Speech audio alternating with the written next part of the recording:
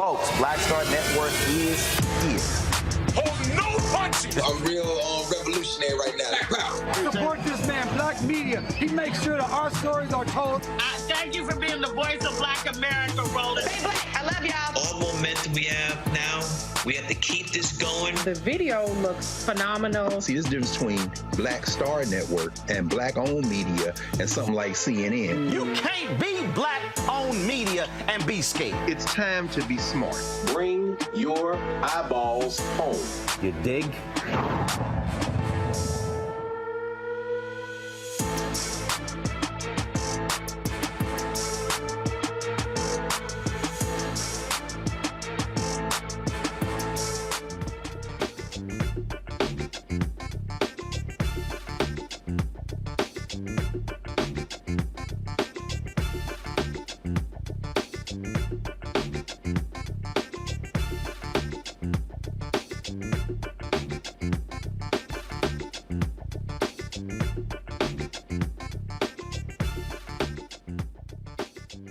Today is Wednesday, October 4, 2023. Coming up on Roland Martin Unfiltered, streaming live on the Black Star Network. The attorneys for the black man viciously beating in Jacksonville are going to join us on the show. First of all, folks, again, we have showed you this video. It is shocking. It is stunning.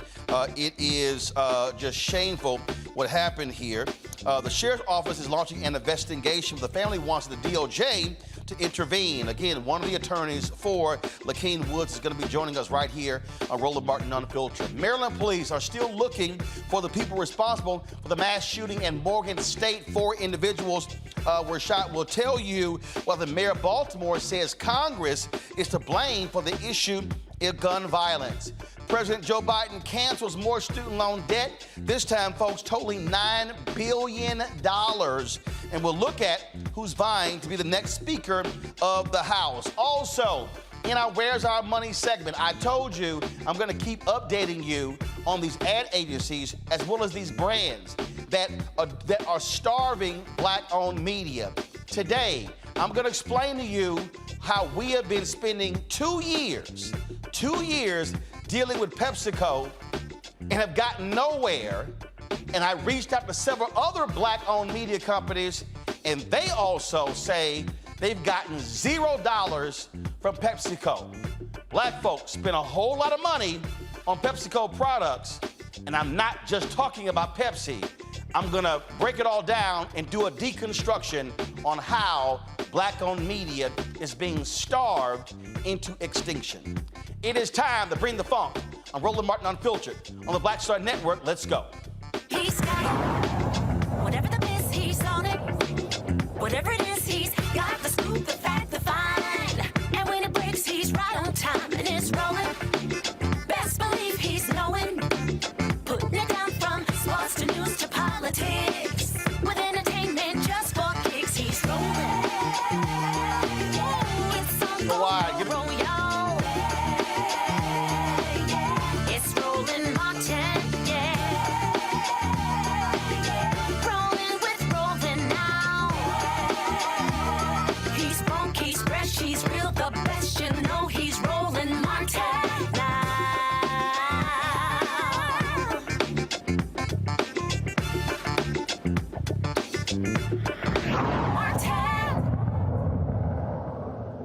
Folks in Jacksonville continue to demand answers regarding a black man, Lakeem Woods, severely beaten by police when he was arrested. This is what Woods looked like when he was booked into jail after the traffic stop. Now, Jacksonville Sheriff T.K. Waters, an African-American, says this video shared on social media misrepresented the facts surrounding the arrest of a suspect that went viral over the weekend. He also says it was altered.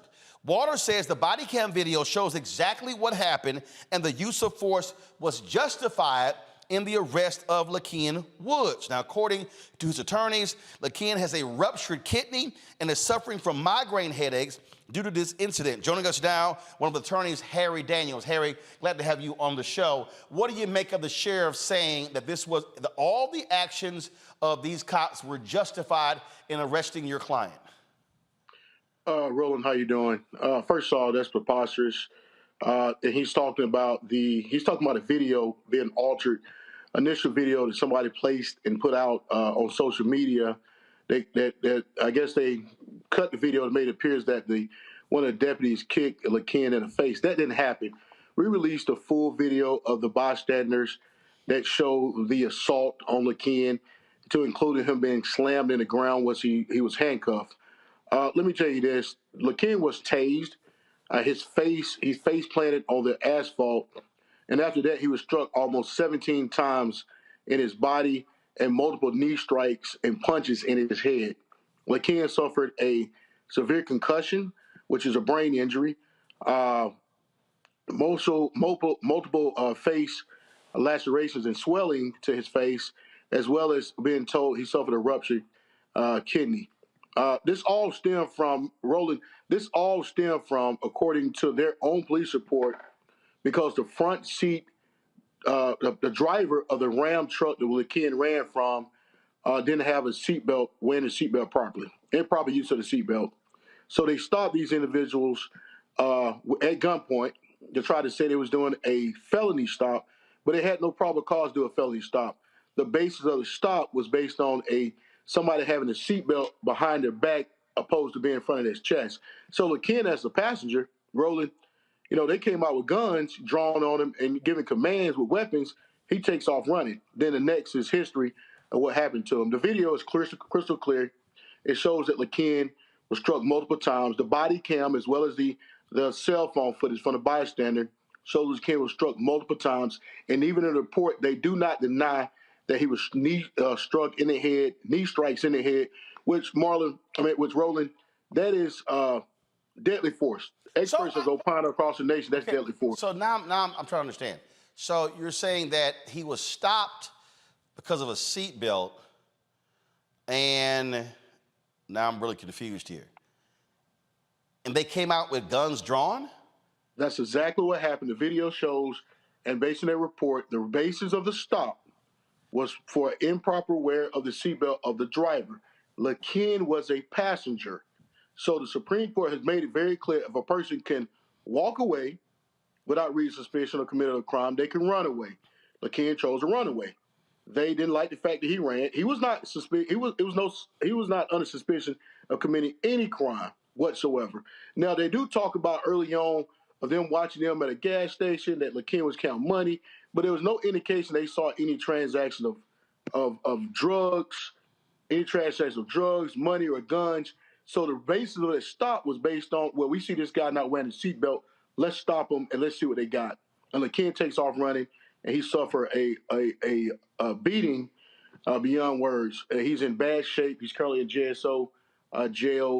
His face is swollen, eyes swollen shut. I mean, you see the picture there. It's horrific. Can't even see out of his eyes. He was admitted into the hospital due to his brain injury. Let's be very clear. He was admitted into the hospital. He was released from the hospital, and he was told that he had some type of ruptured kidney as well. So for the Sheriff Waters, who I've dealt with these same officers before. Actually, one of the officers, Jose Garriga, is the same officer who shot and killed a FAMU student back in 2019. Is the same officer involved that beat LaKen, who's one who's actually struck him in the head multiple times with his knee. But Roland, the reason why Jamie Johnson was stopped, the same reason. He didn't have a seatbelt on. Wow. So this is this guy's MO to get to people to eventually, in Jamie Johnson's case, he shot and killed Jamie Johnson. In this case, they beat LaKen mercilessly. So when you hear the sheriff say he should have complied like the other young man did, what do you say? Well, I tell people this all the time. They say, well, you should comply. Just because police give you an order, and you can make the determination, you can make the decision whether you're going to follow the order. Order has to be lawful, okay? Just because they stop some person doesn't mean you have to stop, especially if you're not suspected of committing any crime or reasonable suspicion or probable cause of committing any crime. Like I told you before, he can walk away, he can run away. He exercised his right to walk away or run away from the scene. They're not constitutionally right or duty bound to go after him because he's not suspected of committing a crime. So therefore, this is not just, let me be very clear, Roland, this is not just excessive force on LaKen Woods. This is unlawful force because they had no right to stop and seize him in the first place. As you can see this video, this is for a seatbelt violation. These black men are held at gunpoint, and all they got right now is a seatbelt violation. Nothing more, nothing less. And LaKen, the seatbelt violation was based on the driver, not the passenger. But the passenger is bound. The passenger is not bound to stay there because you stopped the car. He's not one being cited for operating a vehicle in the state of Florida, violating the law as an improper wear of the seatbelt.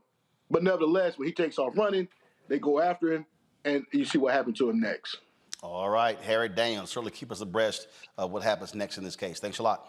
Appreciate it, Roland. Take care. Folks, my panel, Robert Patillo, he is the host of People, Passion, Politics, News Talk, 1380 WAOK out of Atlanta. Rebecca Carruthers, Vice President, Fair Election Center out of D.C.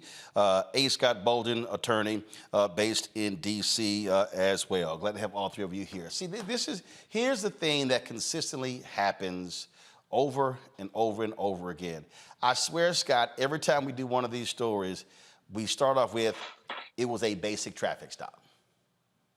Right. Why are the police even stopping people for traffic stops with their guns drawn? If you pull that video, the criminal defense lawyer, civil rights lawyer that you just had on is absolutely right. One, he was not accused of a crime. He was the passenger. He even had his seatbelt on properly. That's the first thing. He gets out and runs and walks away. Why are you chasing him? Why are you have your guns on him? He has not committed a crime. He's not He's not under any suspicion whatsoever. But he runs and you chase him. Then you tase him. Once you tase him, you have him under control. No need to use deadly force or physical force. He is tased. He is down. They then use deadly force on him, beat him up, not because he committed a crime, but because he made them run, right? And here's the training piece. Most police officers, I'm sorry to paint it with a broad brush, don't understand these laws and rules and the constitutional rights. If the passenger gets out and walks and runs away, the Supreme Court has said, unless he's under reasonable suspicion for committing a crime, or you see a crime being committed, or there's a threat to the officer, you cannot do that. You cannot chase him and hold him because that passenger hasn't committed a crime. I tell you, Roland, real quick, this happened to me about 10 years ago. I was a passenger in a car. I got out of the car. They were giving the driver a ticket. I got out to get in my own car that was right next door, and the police stopped me and wouldn't let me leave. I said, you're giving him a traffic ticket. My driver, my car is right here. Why can't I leave? I'm not threatening you, and I haven't committed a crime. Do you know they put me in handcuffs? This is in D.C. They put me in handcuffs and threatened to arrest me for disorderly conduct until I told them to call their supervising officer, the sergeant, to authorize the arrest. Most people don't know, if you're being arrested, you can ask for the supervising sergeant who's on call that night to come and authorize the arrest. The supervising sergeant came. I happen to know him through the D.C. Chamber of Commerce. We give them awards every year. And he deauthorized the arrest. They took me out of handcuffs and they let me go. But the officer, the sergeant, told me, he said he could have detained you for disobeying a police order. I said, what order? Just because he told me to stop? That wasn't a lawful order. And so the sergeant told me to write a letter to the chief and I could take it up administratively, but I was free to go. Now, if I don't want to go home, I can go to jail and get out on Monday morning. Of course, I chose to go home. But this happens a lot to many people, except white Americans. White America doesn't get treated like that. That's right. And Robert, again, okay, the guy is riding around. He doesn't have, he's got the seatbelt behind him. I'm trying to understand, how does that elevate to guns drawn? Oh, look, and it's great to see Harry working on that case, somebody I've known and worked with for years. And this is why we have been pushing for comprehensive criminal justice and police reform for all of these decades.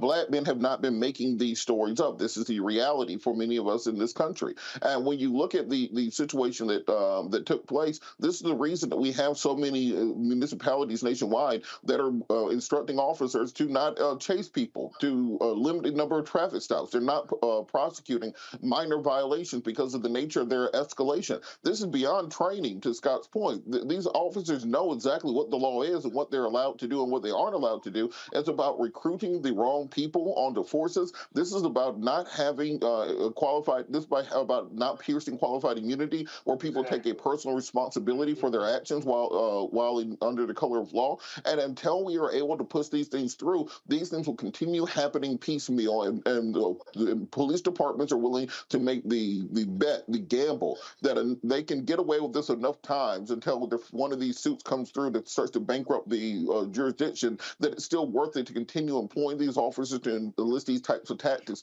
And until we make real statutory change, legislative change on the national level, federal level, we're not going to find an end to this. So that's why it's important to keep pushing the White House, to keep pushing Congress to get this done.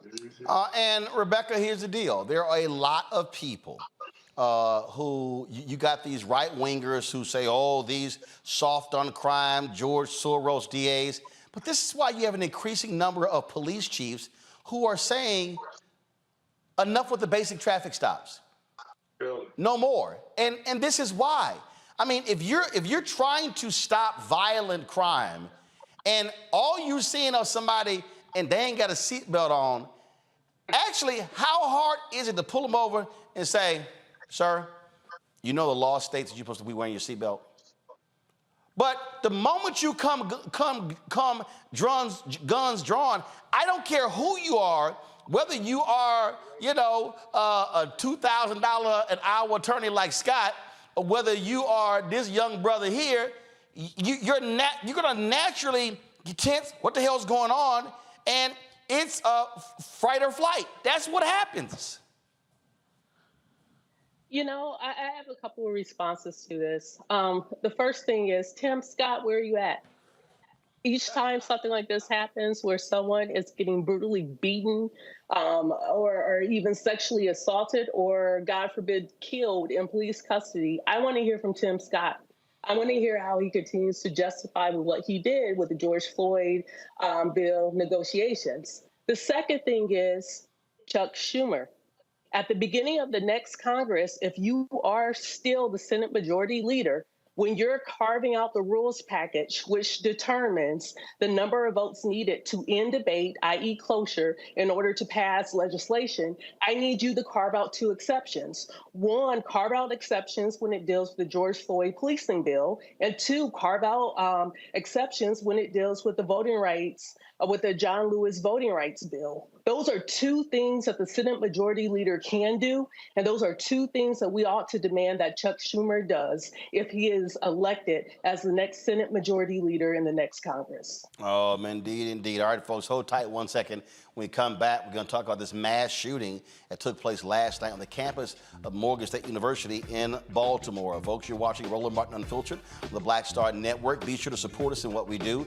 First and foremost, if you're watching on YouTube, hit that like button. That impacts the algorithm and this video being shared to other folks by YouTube. So please do that right now. Our goal is to get 2,000 likes every time this show airs. Also, folks, support us as well, our Bring the Funk fan club. I dropped by the post office today, the old mailbox full of checks and money orders. A lot of y'all who don't want to use the digital currency, not a problem. Send your check and money order, P.O. Box 57196, Washington, D.C. 20037-0196. Cash App, $RM Unfiltered. PayPal, R Martin Unfiltered. Venmo is RM Unfiltered. Zelle, Roland at RolandSMartin.com. Roland at RolandMartinUnfiltered.com.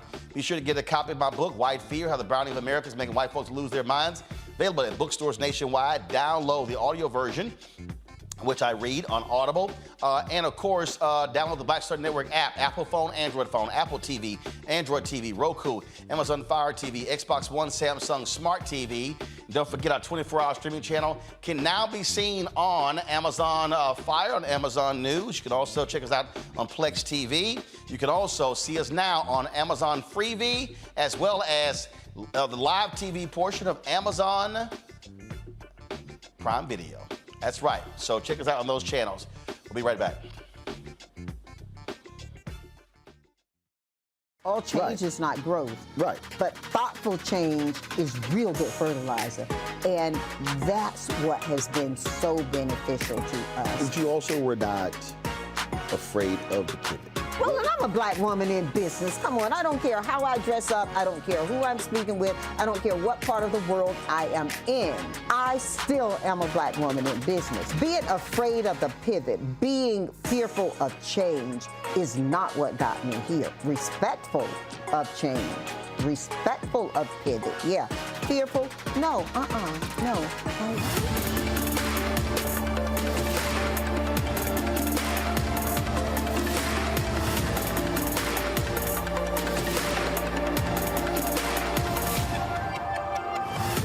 Next on the Black Table with me, Greg Carr.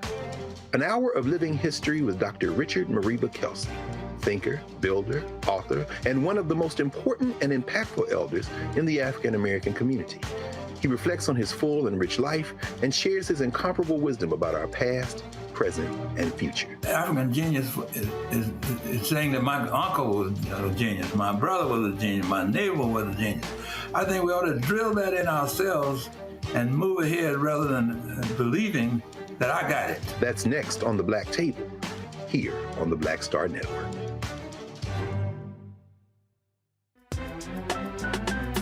I'm Faraji Muhammad, live from LA. And this is The Culture. The Culture is a two-way conversation. You and me. We talk about the stories, politics, the good, the bad, and the downright ugly. So join our community every day at 3 p.m. Eastern and let your voice be heard. Hey, we're all in this together. So let's talk about it and see what kind of trouble we can get into. It's The Culture, weekdays at 3, only on the Black Star Network. Hey, what's up, y'all? I'm Devon Frank. I'm Dr. Robin B., pharmacist and fitness coach, and you're watching Roland Martin Unfiltered.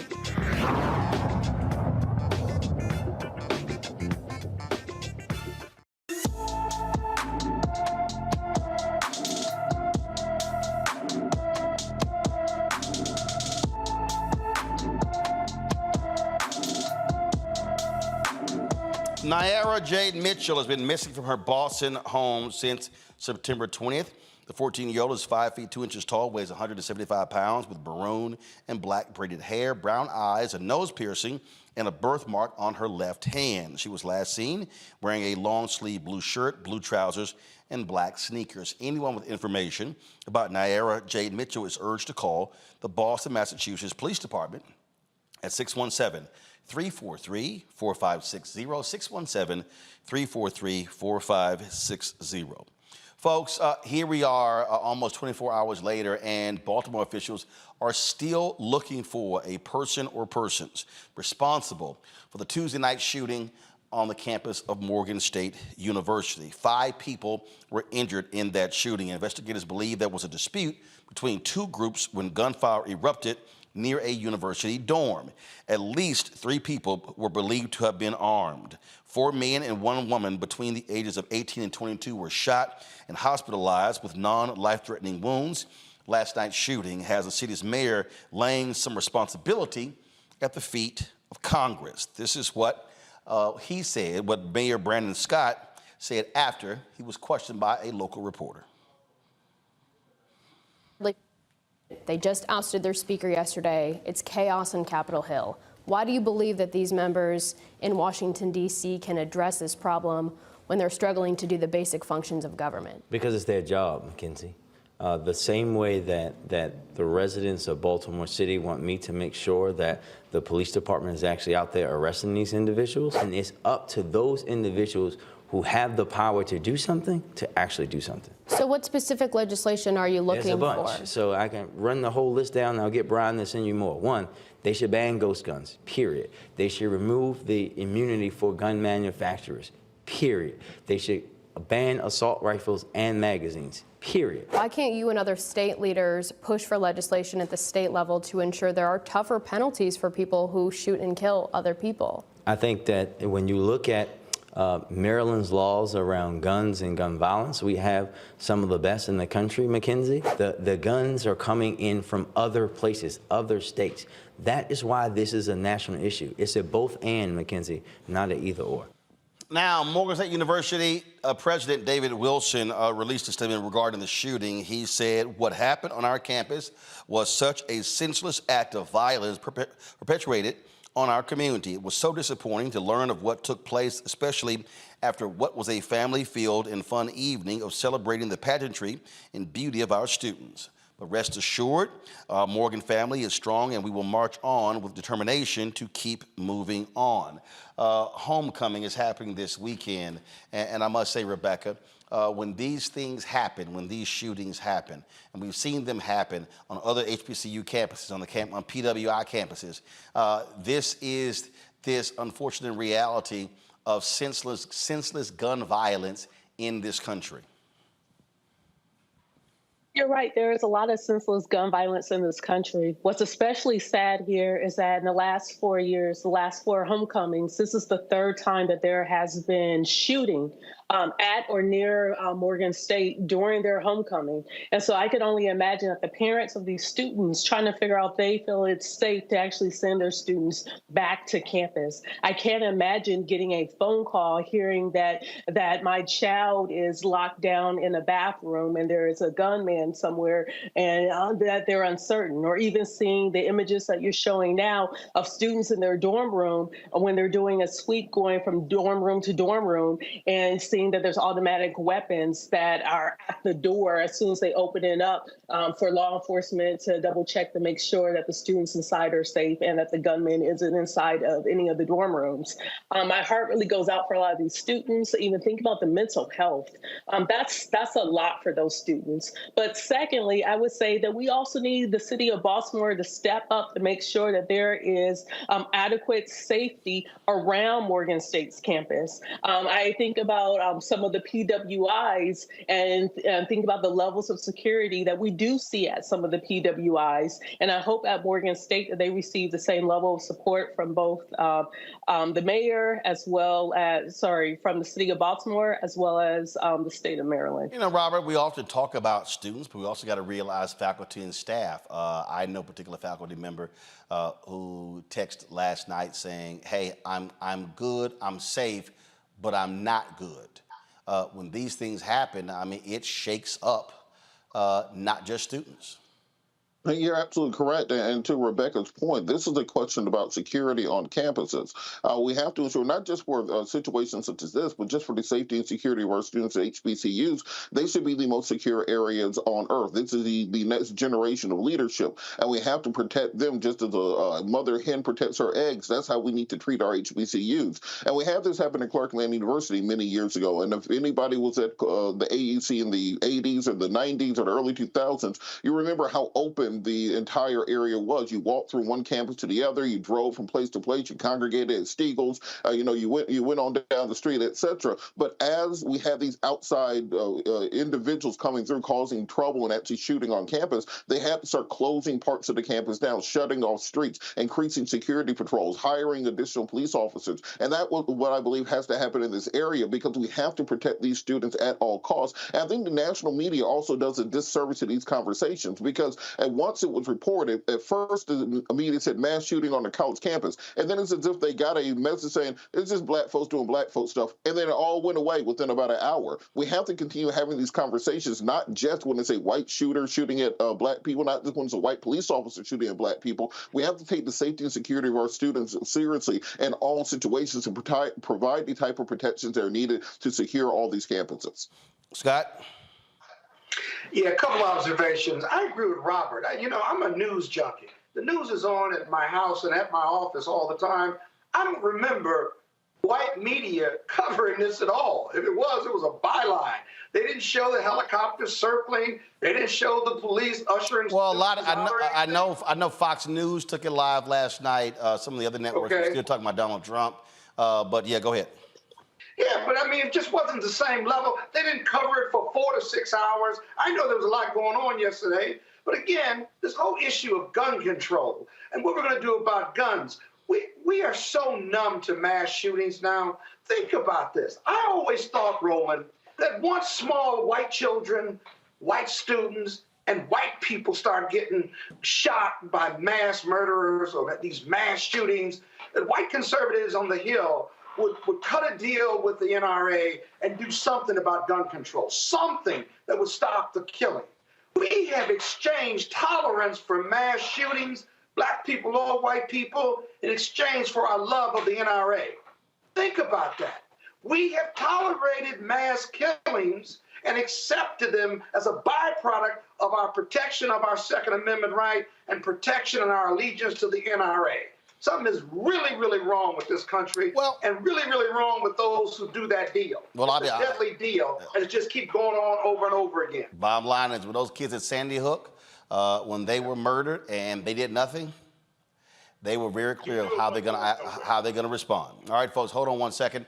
Gotta go to a break. We come back. We'll talk about more next speaker. A couple of Republicans are throwing their name into the hat. One of them said he's David Duke without the baggage. The other one is a man who was a former wrestling coach at Ohio State who did nothing when men were being sexually assaulted. Way to go, Republicans. We'll also talk about our Where's Our Money segment. We also talk about, again, the companies, these brands, and these ad agencies that are giving short shrift to black-owned media. And so I told you I'm going to spend the time educating you and walking you through the reality of a lot of these companies. We're going to talk about a company that's worth $230 billion. That's their market cap. Pepsico. I'm going to show you all the products that they sell that black folks buy, but ask the question, why are they not spending a fair share with black-owned media? I'm going to deconstruct that right here on Roland Martin Unfiltered on the Black Star Network.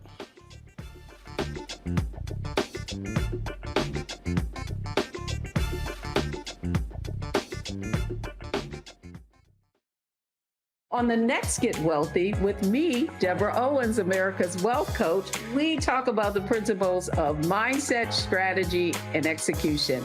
This week, we're adding a fourth, faith. You're going to hear from a mother and daughter duo who are helping thousands of black women build wealth, all through their faith. You are more than you can ever imagine. Not just obtaining things to show that, but seeing yourself. Making your faith work for you. That's right here on Get Wealthy, only on Black Star Network.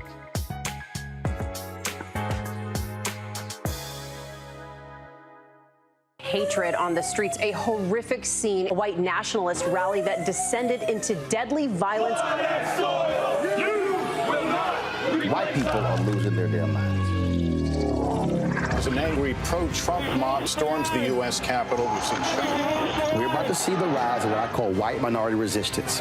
We have seen white folks in this country who simply cannot tolerate black folks voting. I think what we're seeing is the inevitable result of violent denial. This is part of American history. Every time that people of color have made progress, whether real or symbolic, there has been what Carol Anderson at Emory University calls white rage as a backlash. This is the rise of the Proud Boys and the Boogaloo Boys. America, there's going to be more of this. Here's all the Proud Boys, guys. This country is getting increasingly racist in its behaviors and its attitudes because of the fear of white people. The fear that they're taking our jobs, they're taking our resources, they're taking our women. This is white fear.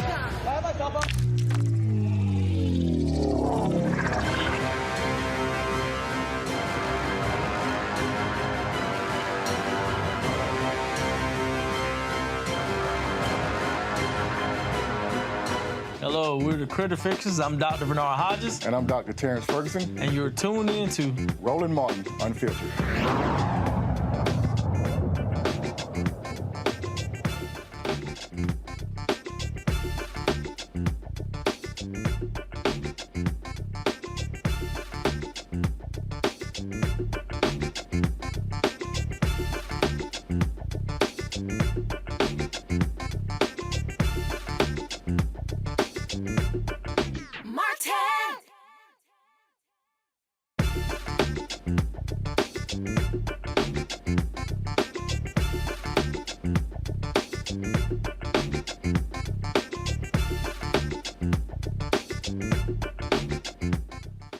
Folks, the man accused of Tupac Shakur's murder had his first appearance in court today.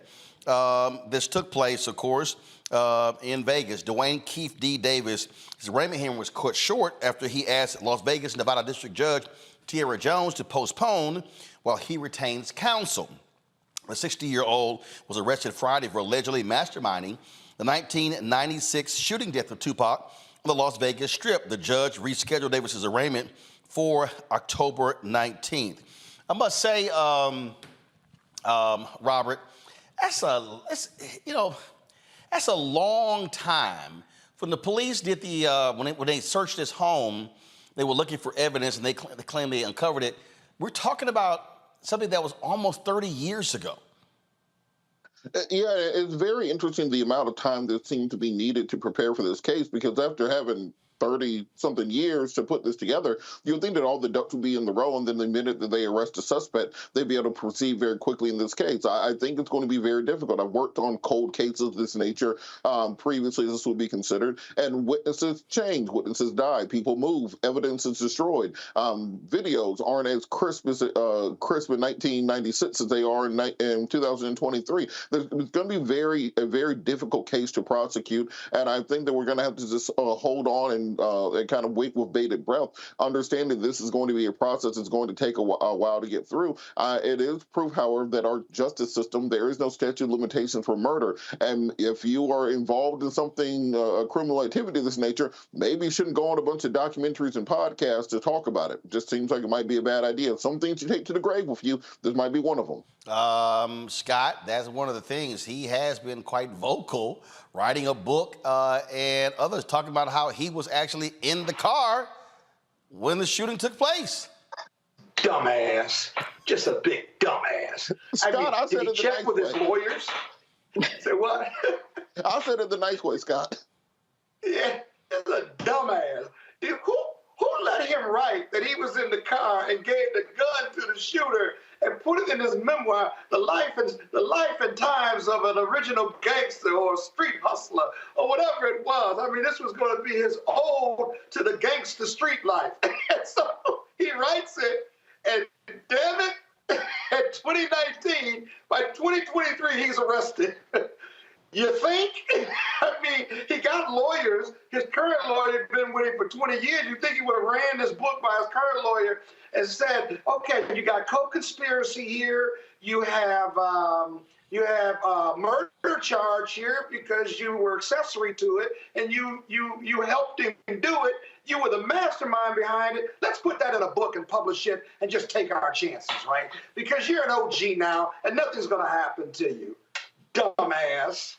Hey, you can always depend on folk running their mouths, Rebecca. That make no sense.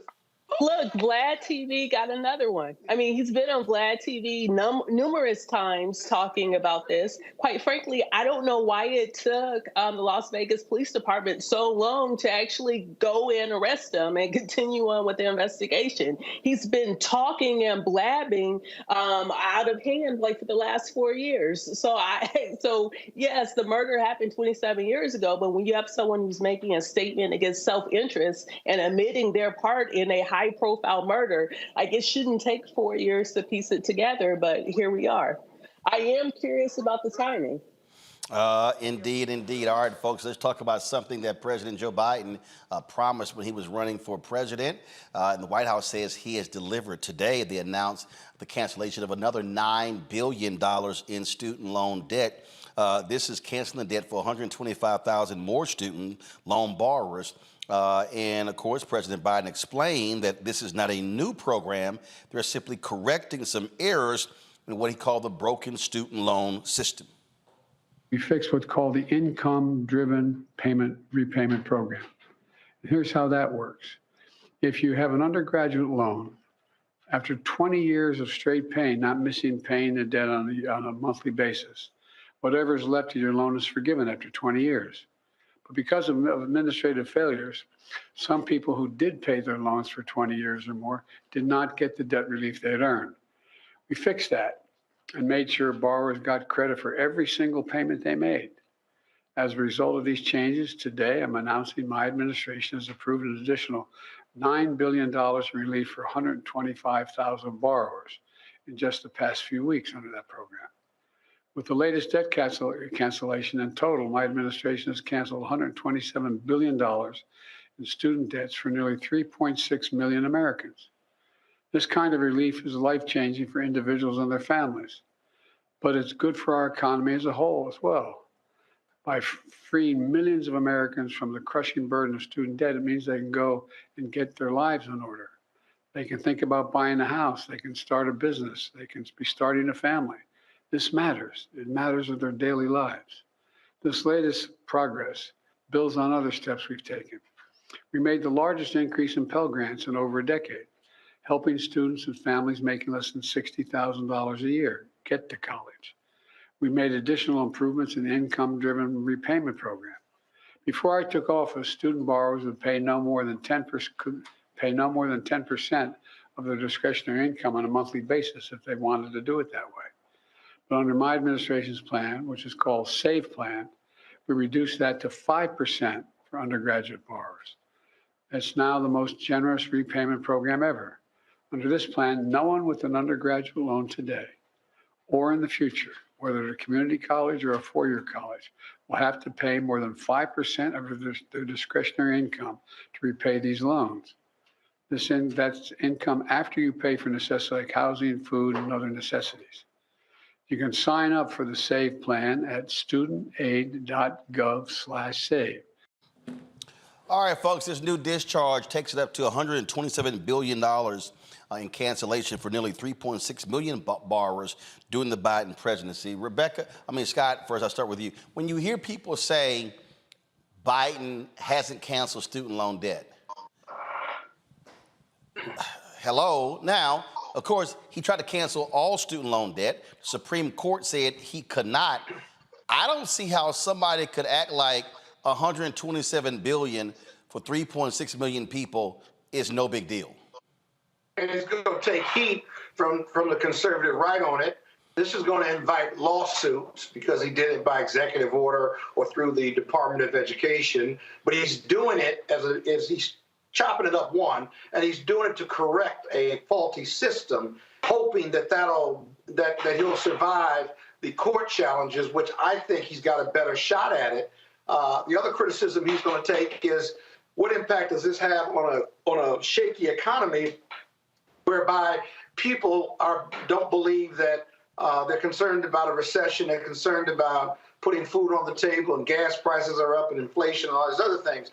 He's got to be prepared to respond to that, but he's keeping his campaign promise. And I'll be honest with you, he needs to lead in his communications. I know he's going to be talking about abortion, and he's going to be talking about Bidenomics, and he's going to be talking about democracy, but he needs to remind his constituency that he's kept this promise. He made this promise. He kept this promise. Because in the end, whether he's tied with Trump or not, whoever's on the ballot in November, right, this election is going to be all about get out the vote. Who mobilizes more? We can't take anything for granted, whether Trump's indicted or convicted or in civil court for fraud. We gotta get out and vote, cover all our bases, because we can win this House, maybe keep the Senate, but we gotta win the White House, and it's all gonna be about mobilizing voters. I think all of our monies ought to go into those grassroots groups that are going to mobilize voters in all of these swing states, as you've said very often on this show. And here's the deal, Rebecca. Look, it's a bunch of Republicans. They don't want any student loan forgiveness.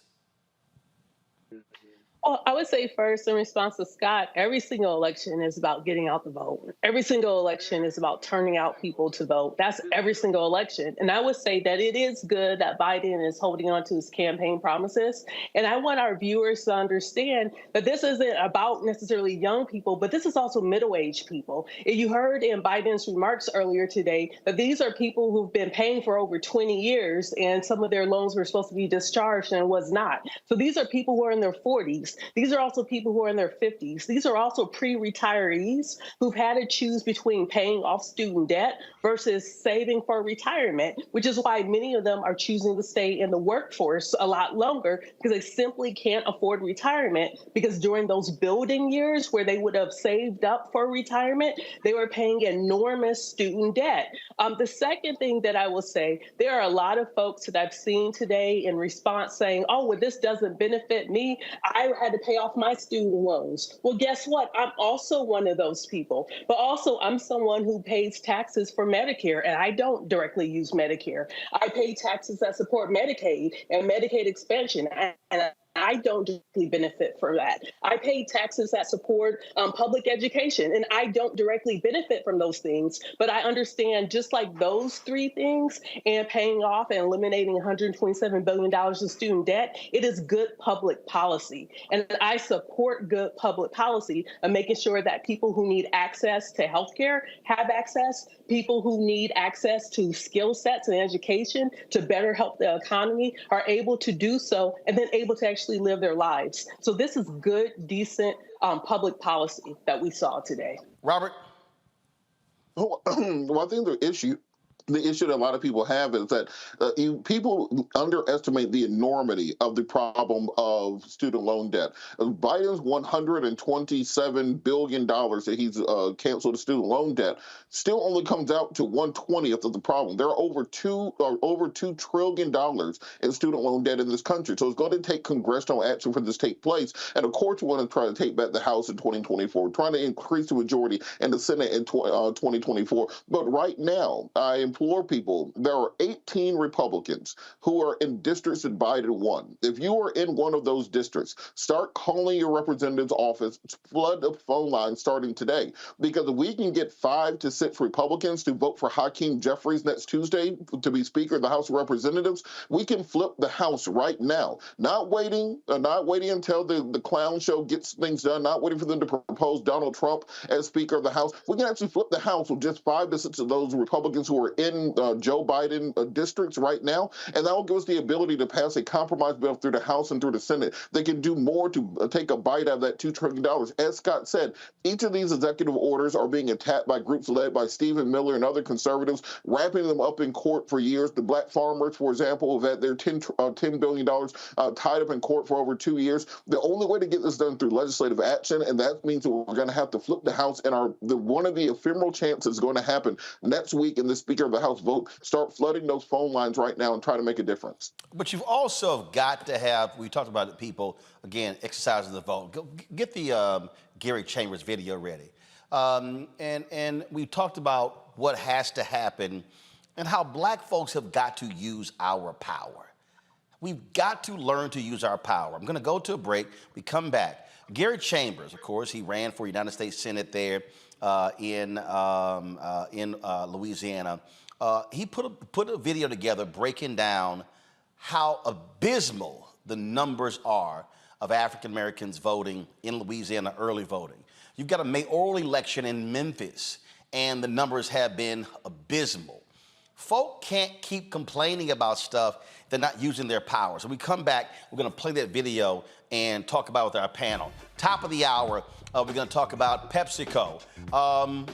What's up with their spending with black-owned media? I'm going to walk you through, and I reached out to several black-owned media companies today, and they told me point blank, they're spending virtually no money or no money at all. But we sure as hell buy a lot of their products, and we'll walk you through that. Plus, the next hour, Congressman Jim Clyburn will join us to talk about Republicans picking the next Speaker of the House. They got a couple of crazy ones who have already thrown their names in the hat. You're watching Roland Martin Unfiltered right here on the Black Star Network.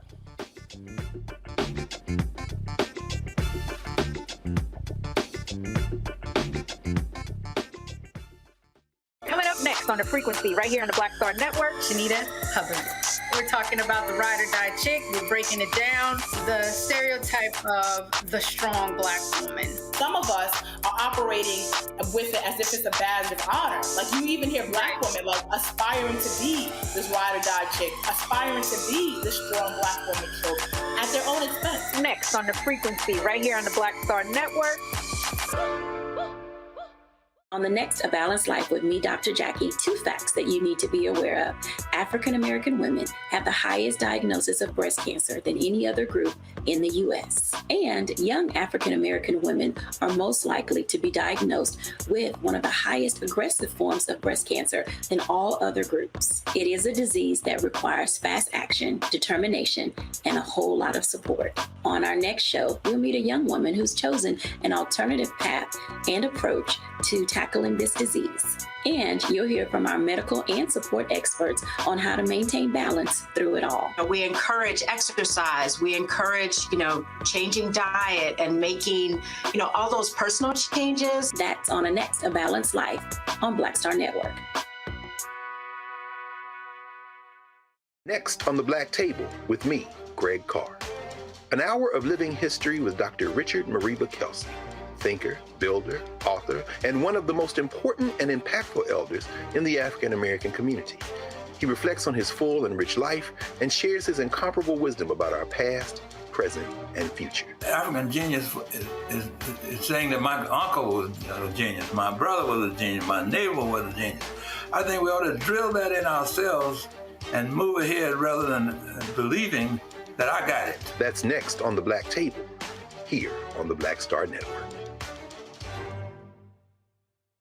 Hi, I'm Jo Marie Payton, voice of Sugar Mama on Disney's Louder and Prouder Disney Plus, and I'm with Roland Martin on Unfiltered.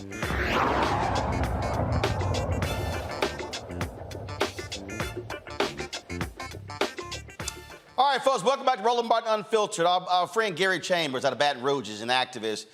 He really has been trying to get black folks to vote there in his state, Louisiana. And so he put this video together. If you want to see how abysmal our voting numbers are right now in the early voting period in Louisiana, you got a black man running for governor. You got a Democrat governor right now, John Bel Edwards. Republicans control the House and the Senate. They want to take back the governor's mansion. Black people, our numbers are huge. What are we doing in Louisiana? Watch this. Let me give you the black voter turnout for the first day of early voting in Louisiana for our governor's race. Of 900,000 black people in our state, 21,000 went to vote on the first day of early voting, less than 100,000. 7,000 black men, 14,000 black women went to vote. Age breakdown.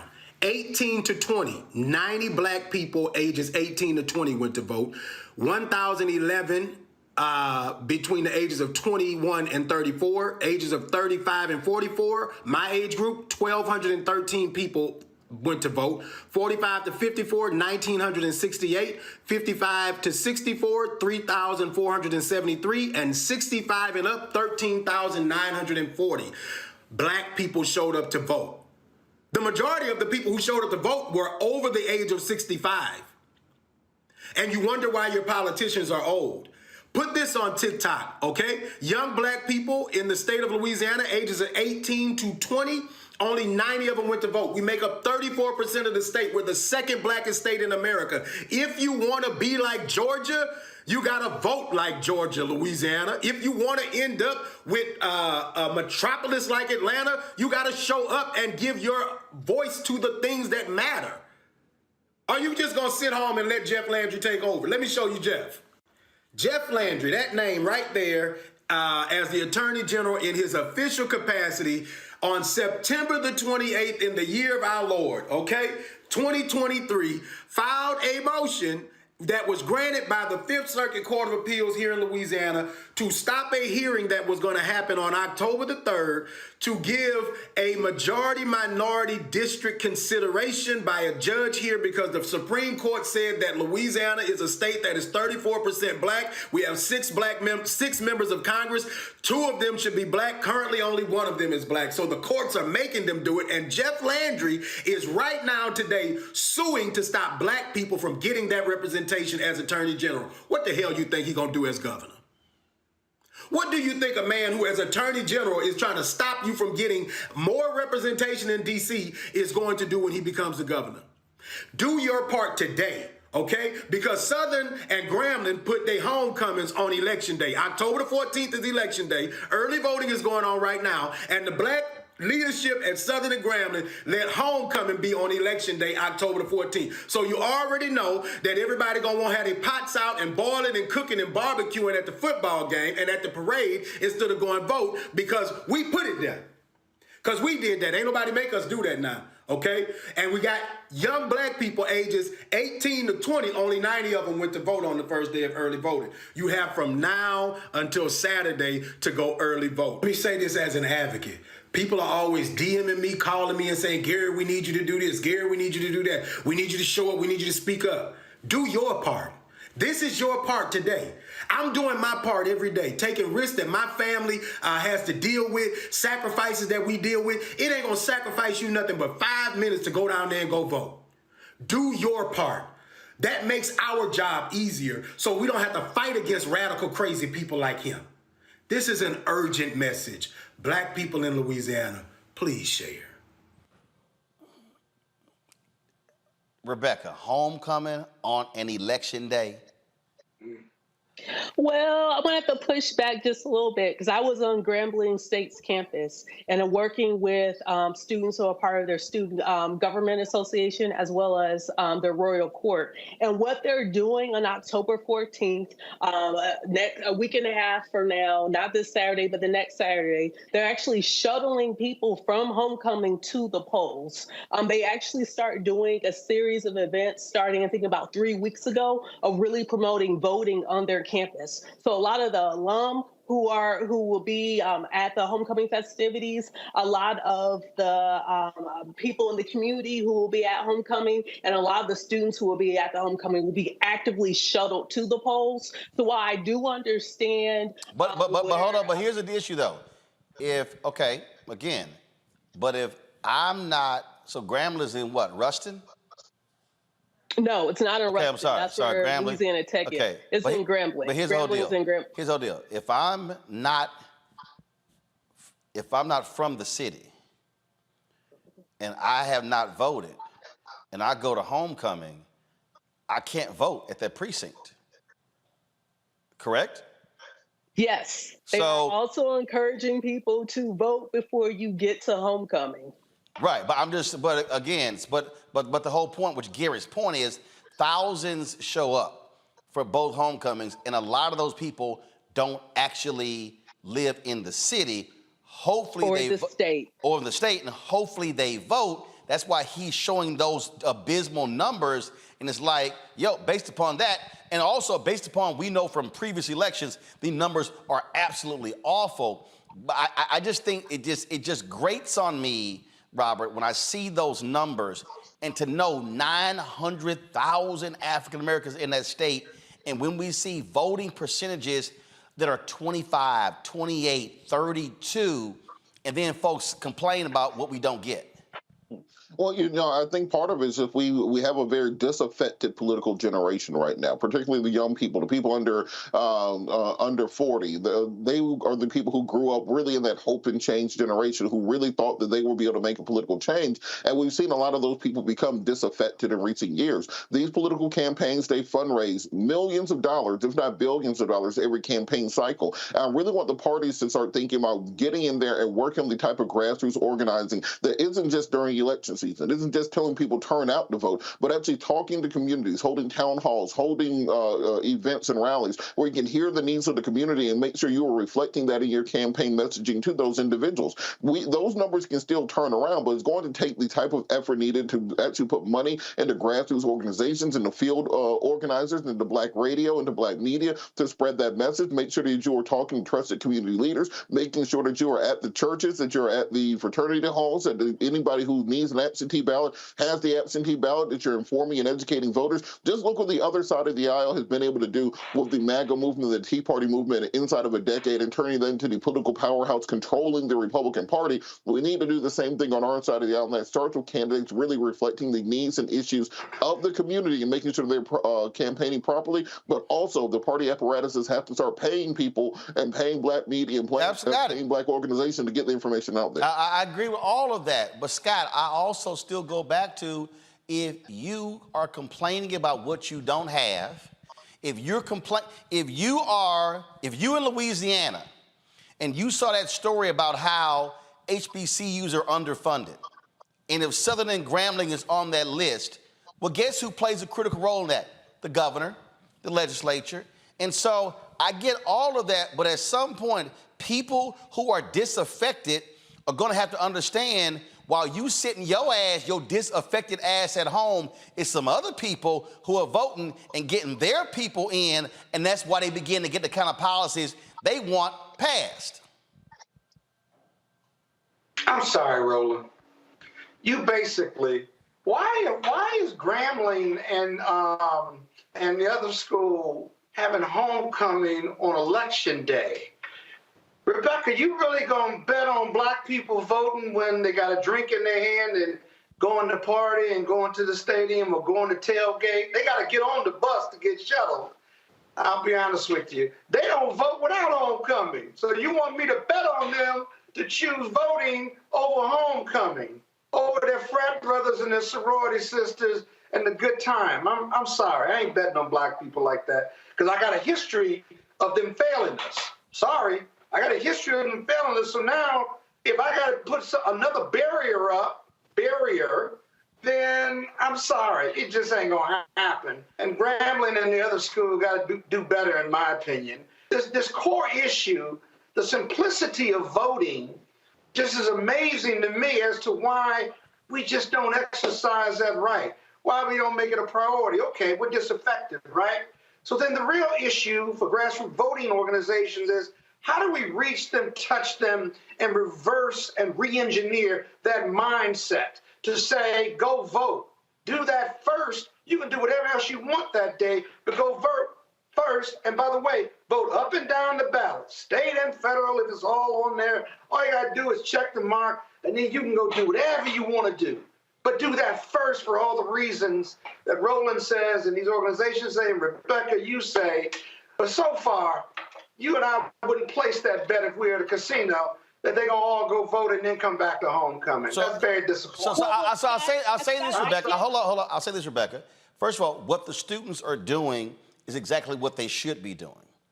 But this is also where I look to university leadership. Yeah. Because here's the deal. When we talk about Southern and Grambling, there's Grambling, the institution, but then you got the Southern system. So the reality is the leadership has to be thinking, wait a minute, our funding comes from the state. So we're gonna need, to me, the last thing you do is put your homecoming on an election day for the governor of the state. But I'm not just making this about Southern and Grambling. I'm looking at the total numbers for everywhere. Shreveport, Baton Rouge, New Orleans, Opelousas, Leonville. We can go all around. The numbers are horrible, and all I'm saying is Black Louisiana, and also all you Negroes out there who run y'all mouth on YouTube and other platforms who are from Louisiana, why you ain't sitting here trying to get folks? Because again, people keep saying they want change, but our voting habits are going to have to change in order for you to get change. Rebecca, go ahead. So this is what I'll say. First, I'll address with Grambling, and then I'll address the greater point that you're making. So first, Fair Election Center's Campus Vote Project, we work hand in hand with Grambling, with doing our HBCU initiative, with increasing voting of HBC students. So one of the things that we've helped launch is this concept called Vote Coming, bringing our votes back home. So we're helping HBCU campuses link homecoming to voting, which is why we're calling it Vote Coming, because we're trying to show that civic engagement, the activities that you see during homecoming. You see fundraising for the community during homecoming.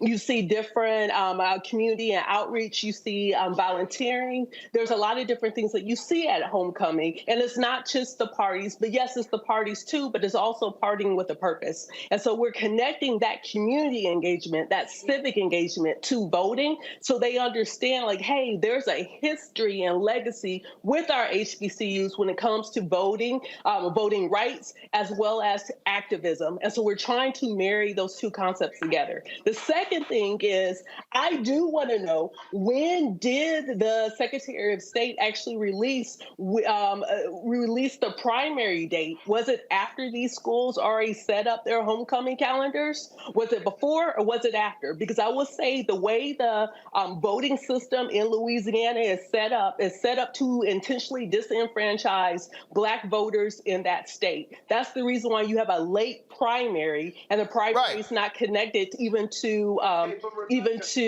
federal elections. And then you also see where there's this runoff scheme. A runoff scheme came out of Jim Crow because the assumption is that Black voters won't show up. So Scott, I hear your cynicism, and I would say with all of the work that Grambling State specifically is doing to make sure that they're showing the connection between homecoming and voting, voting, i.e. vote coming, as far as they've been for weeks letting folks know that this election is happening. And this isn't just going to students on campus or people in town, but also to folks who are part of the Graham fam. So I hear what you're saying. I do think that there has to be constant improvement. But I do see where we have our HBCUs are trying to figure out how do we activate our HBCU communities. Well, here's the deal. Go ahead. Missing my point here. Real quick. Real quick.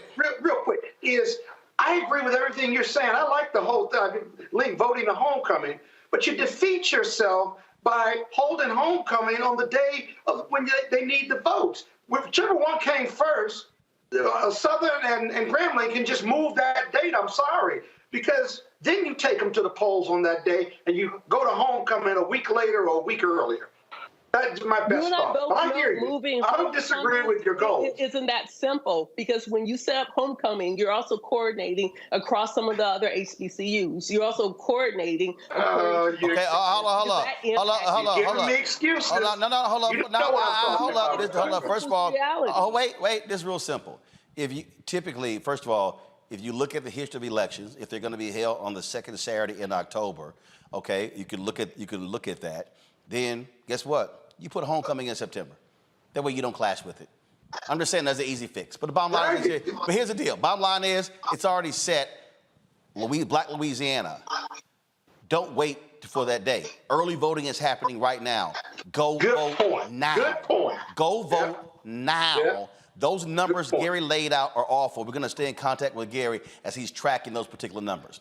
All right, folks, got to go to break. When we come back in the next hour, we're going to talk about, again, our continuing conversation regarding black-owned media and the lack of resources that we're getting from major companies. I told you that I'm going to be talking about ad agencies and talking about specific companies. And so one of them, I'm going to talk about Pepsico. We've been trying to deal with them for the last 2.5 years, have gotten nowhere. And so I'm going to unpack this issue, because I believe that Pepsico can be doing better when it comes to black-owned media, and frankly, they are not. Plus, in the next hour, Congressman Jim Clyburn is going to be joining us talking about the mayhem in the House when it comes to choosing the next Speaker of the House. You're watching Roland Martin Unfiltered right here on the Black Star Network.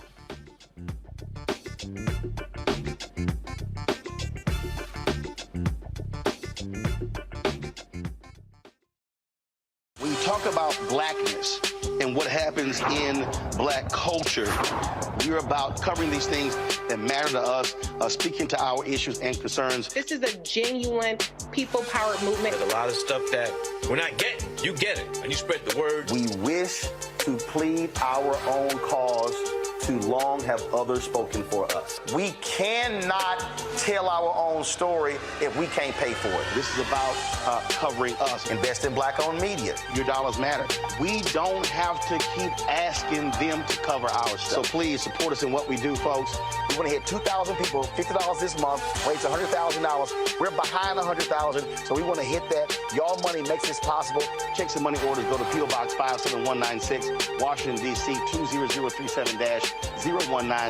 The Cash App is $RM Unfiltered. PayPal is R Martin Unfiltered. Venmo is RM Unfiltered.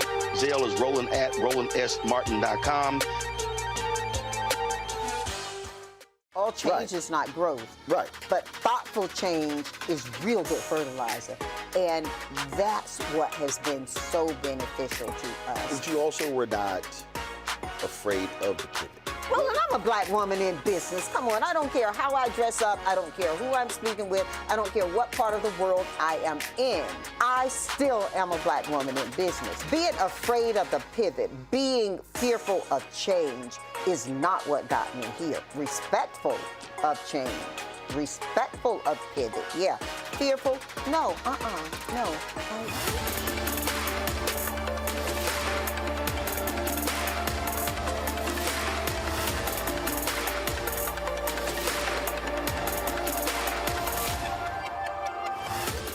My name is Lena Charles, and I'm from Opelousas, Louisiana.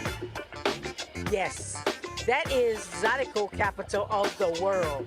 My name is Margaret Chappelle. I'm from Dallas, Texas, representing the Urban Trivia Game. It's me, Sherry Shepard, and you know what you watch. Roland Martin on Unfiltered.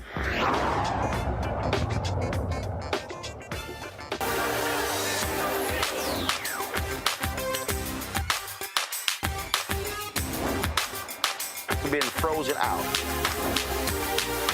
Facing an extinction level event. We don't fight this fight right now, you're not going to have black-owned media.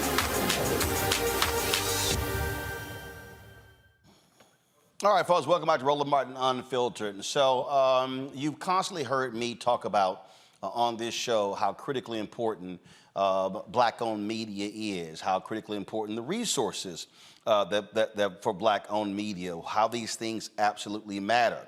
And one of the things that we've seen how some companies have stepped up when we in the Black-Owned Media Collective began to make these issues known in the wake of the death of George Floyd. And just so you can understand when I talk about how significant this is and how this has been going on for quite some time. John H. Johnson and the leaders of Essence Magazine, they were talking about this stuff 30, 40 years ago. In fact, 23 years ago, when the New York Times did a story on the sale of BET, I want you to read this here. Okay, go to my iPad. It says, this is dealing with BET and Viacom. The two companies are betting they will be able to increase the advertiser revenue at Black entertainment television, which reaches 62.4 million homes. But where, in Mr. Karmazin's view, as Meryl Karmazin, who was the then CEO of Viacom, the network has had a tough time getting the ad revenue that its audience merits. Blacks represent 13% of the population, but capture just 1% of advertising spending, according to Christopher Dixon, USB Warburg's entertainment and media analyst. Now, Mr. Karmazin said the sales staff could say to advertisers, how can you justify these lower rates other than discrimination? And obviously, you don't want to discriminate. BET has been getting its prices up, but we think we can accelerate the process. Now, if you read Brett Pulley's book, BET and the $1 Billion Bet, the unauthorized biography of Bob Johnson and BET, you read that particular book, he writes in that book that BET was getting, when it was black-owned, it was getting $1,500 for a 30-second ad.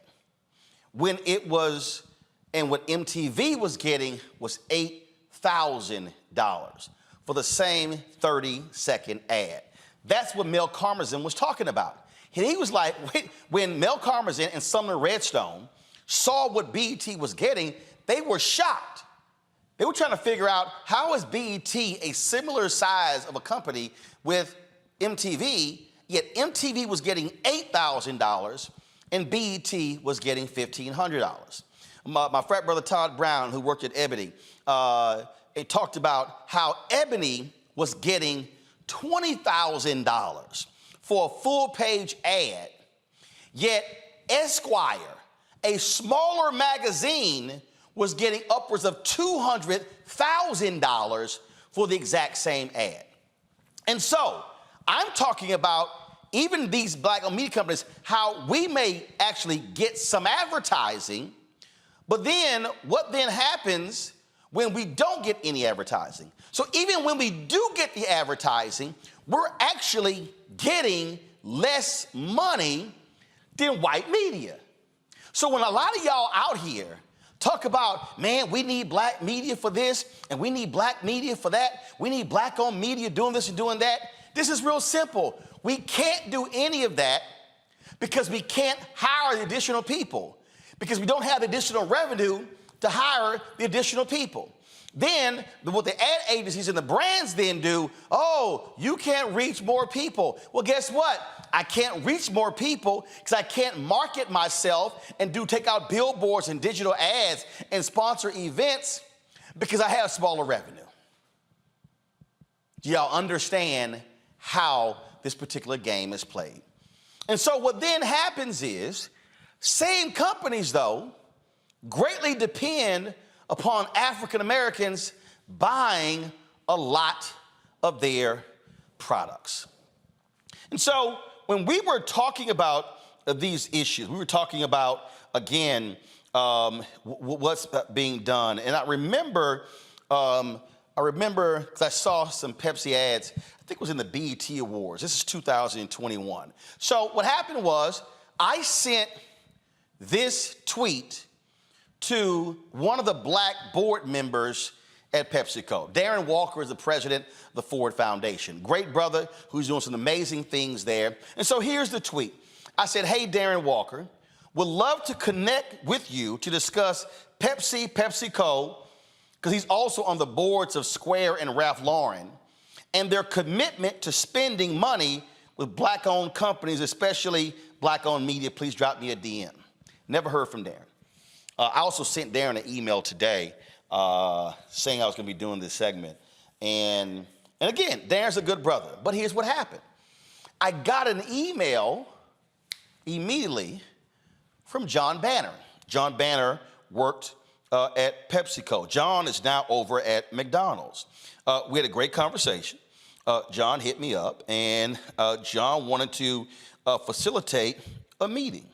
And so we did that meeting, and again, I'm going back in my emails here, and I'm checking to see.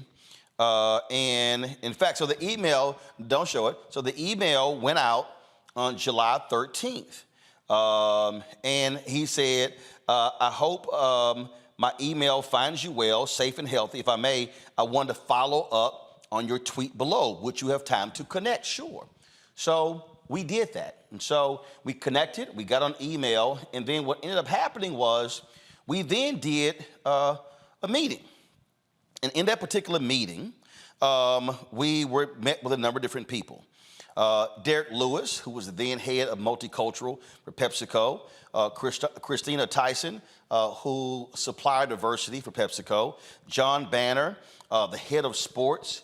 I believe they had, the head of their foundation was on there as well, which I never understand. So let me just go ahead and say this as a side note.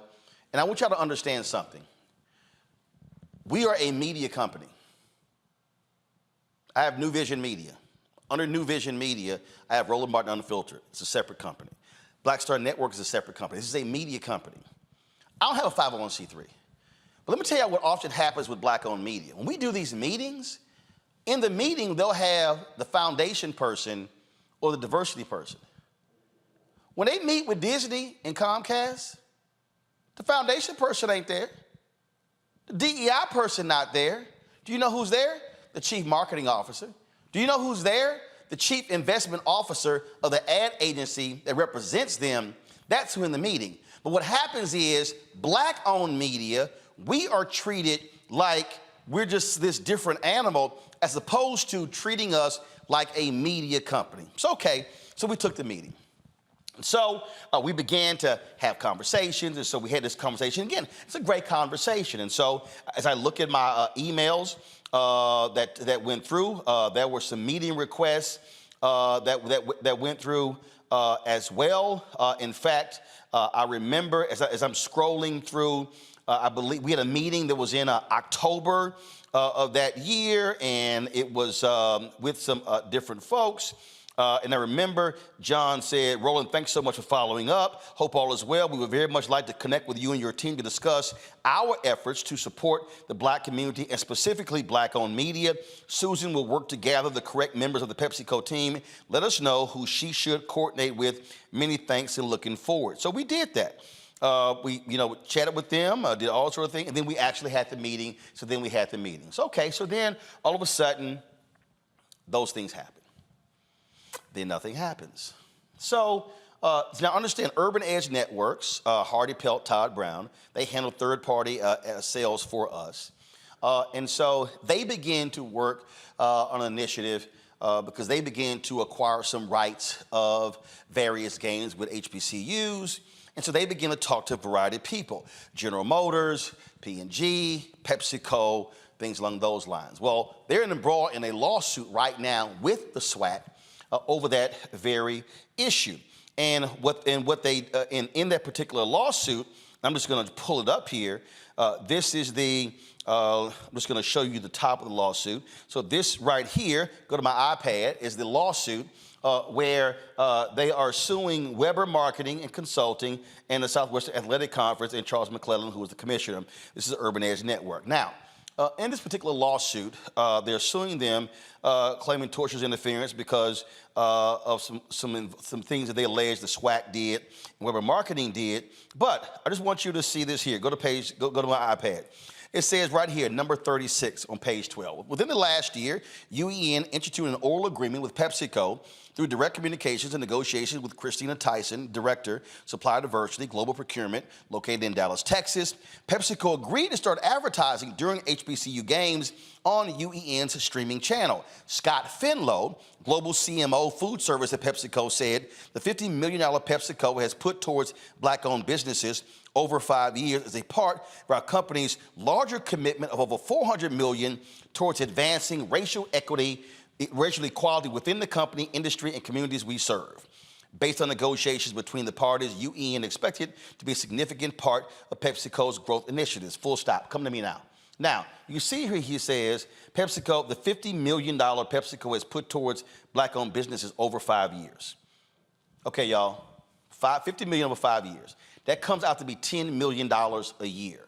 Now, I'm going to show you something here that's going to blow you away. I need you to understand, because see, some of y'all who are watching right now, y'all are going, oh my God, that's amazing. That's wonderful. Go to my iPad. This right here is the close of business today of PepsiCo's stock. PepsiCo closed at $168.91 for their stock. I want you to see something right here. It's called MKT cap. See what that MKT cap, folks? That's called market cap. That means that PepsiCo as a company, its market cap is $232.52 billion. Let me say that again. It's $232.52 billion. 10% of that represents 232 million. 10% of that represents 23 million. You keep going down, the numbers get smaller and smaller.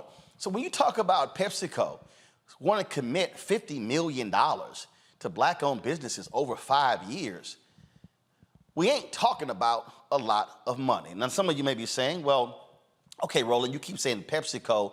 Well, what's all of PepsiCo? PepsiCo is not just Pepsi. Here are the products that are under PepsiCo. Please show it. You see right here, Pepsi, Lay's, Mountain Dew, Doritos, Gatorade, Quaker. So when you go to the store, you're buying PepsiCo products. You see bubbly sparkling water, Ruffles, Cheetos, Mug Root Beer, Brisk, Nuts and Seeds. Keep going. Tostitos, Sierra Mist, Starry, Stacy's, Sobe, Propel. Keep going. Off the Eaten Path, Pastaroni, Pure Leaf, Pure Delicious Simply, Rice-A-Roni, Sun Chips. Keep going. Frito-Lay, Jack Links, The Walking Taco, Al Valle, Aquafina, Aunt Jemima, Baconettes, Bear, Boat 24, Cap'n Crunch, Chester's, Cracker Jack, Dole. Keep going. Driftwell, Evolve, Fritos, Fruit Leaf, Funyuns, Gamesa. Keep going.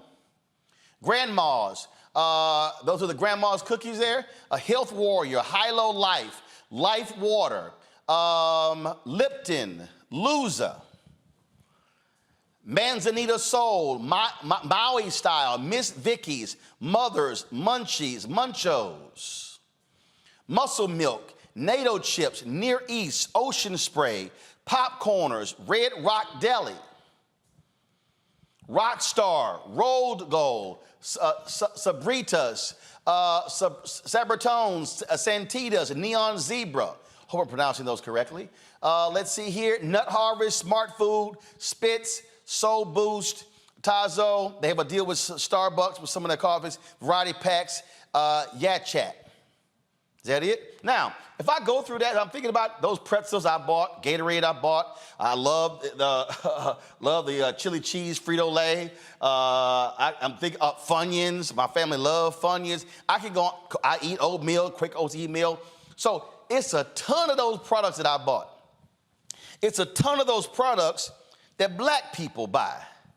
So now you have to ask the question, all right, PepsiCo, are you spending fair share with African Americans? What's your spending on black-owned media? So earlier, I sent an email to several of the board members. I sent an email to some others as well, because I wanted to know that. And first of all, let me just show you here. So this here is the, I'm going to show you first leadership. So this is the leadership of PepsiCo right here. So you see their chairman and CEO. Go to my iPad. You see the other executives. You see Tina Bagalki, who is the Global Chief Diversity and Equity and Inclusion Officer.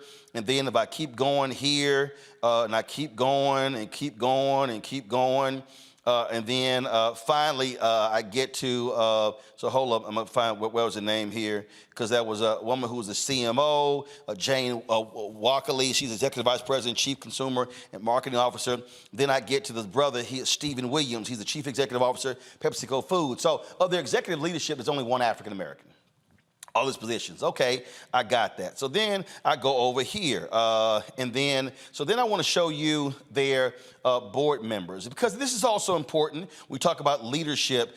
We talk about members of the board of directors. These things matter as well, because when we talk about leaders, and so here you go. So you got the chairman of the board. You got Segun Agbaje, is a brother who is with the CEO of Guaranteed Trust Holding Company. He is here. Then you also have Edith W. Cooper, who is the former executive vice president and global head human capital management, Goldman Sachs Group. You got other board members here. Then, of course, you have Darren Walker, who is with the president of the Ford Foundation. I see Cesar Conde. He's right here, chairman of NBC Universal News Group. And so all these people. So why am I showing you that? So they've got representation of African Americans on the board of directors, and that's critically important. It's great to have a CEO in Stephen Williams. That's important as well. But when we talk about African Americans in business, we're not just talking about black folks who are on boards and then black folks who have senior positions. We also are talking about being in the deal flow. We're talking about business being done. We're talking about spending being done. And I can tell you what has transpired over the last 2 years with us specifically has been nothing. Now, I had a call with Christina Tyson, and one of the things we talked about was that, well, because here's the deal, you had UEN with their lawsuit against them. First of all, Urban Edge Network is third party. They are their own company. I can handle my own sales. So I've done meetings with their ad agency. So I remember it was like a year went by. I was like, yo, I ain't heard from your people. And so all of a sudden we began to have those calls, and those things began to happen. And again, if I sit here and go through my emails here, I see lots of emails back and forth, and we're having this meeting and that meeting. And I'm literally sitting here going, meeting set 9/23, and then I'm sitting here seeing stuff. I'm seeing stuff in January. I remember when that was an issue with the black farmers. We reached out, and PepsiCo got a statement from them. I remember again when we had an additional meeting with the PepsiCo folks in April of 2022. So we had that, and then all of a sudden, so that's April of 2022. Then guess what? Nothing was happening. And so then I began to say, okay, fine, what's happening? And so began to reach out to folks, and I began to go through here and different activations and things along those lines. And then I'm looking here at my email here, and that was on November 11th, 2022.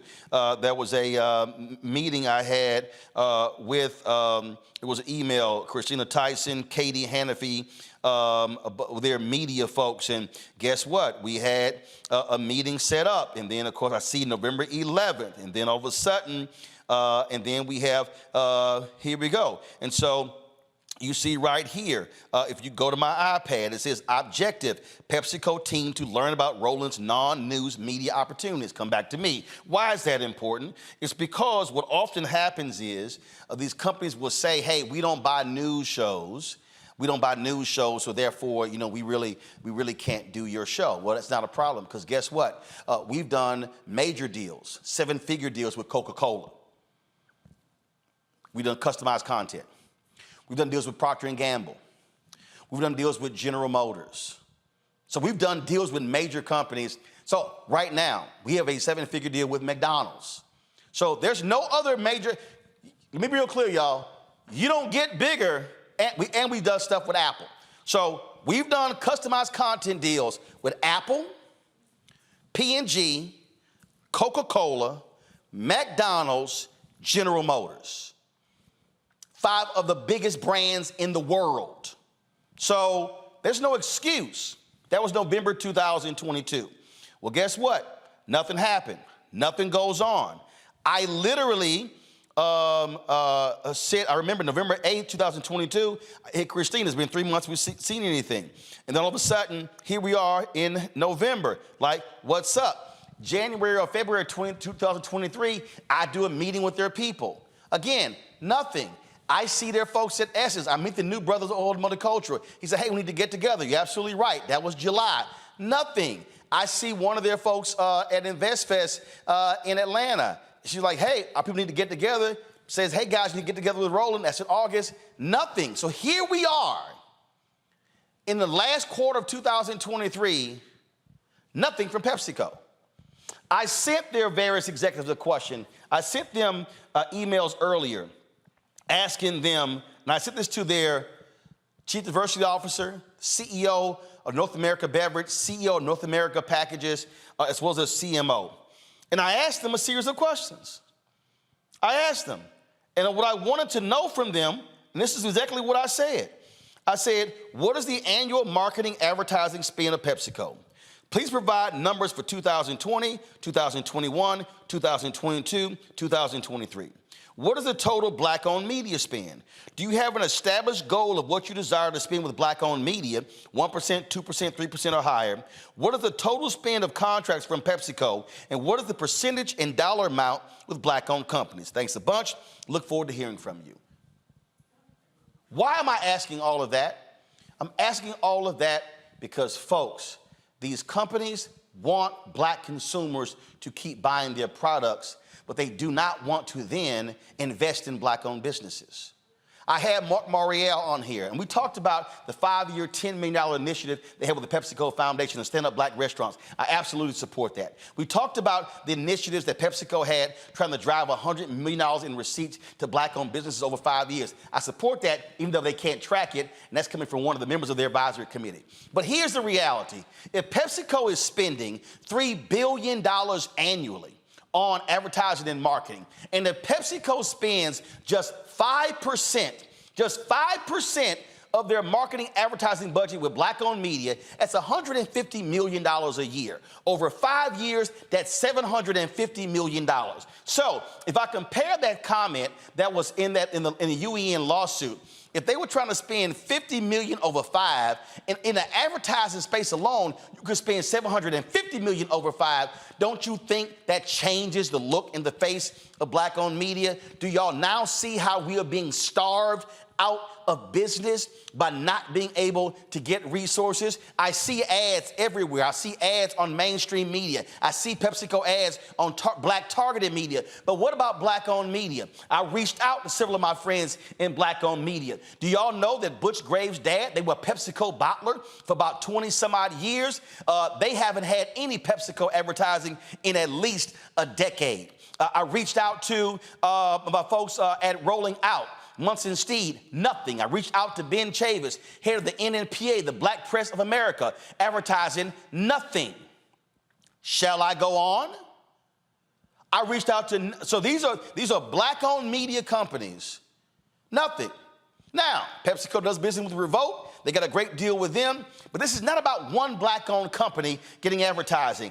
I'm not just concerned about me. Oh, by the way, I dropped by the NABOD, National Association of Black-Owned Broadcasters Convention, ran into the ad folks for Urban One, Radio One, TV One, PepsiCo, nothing.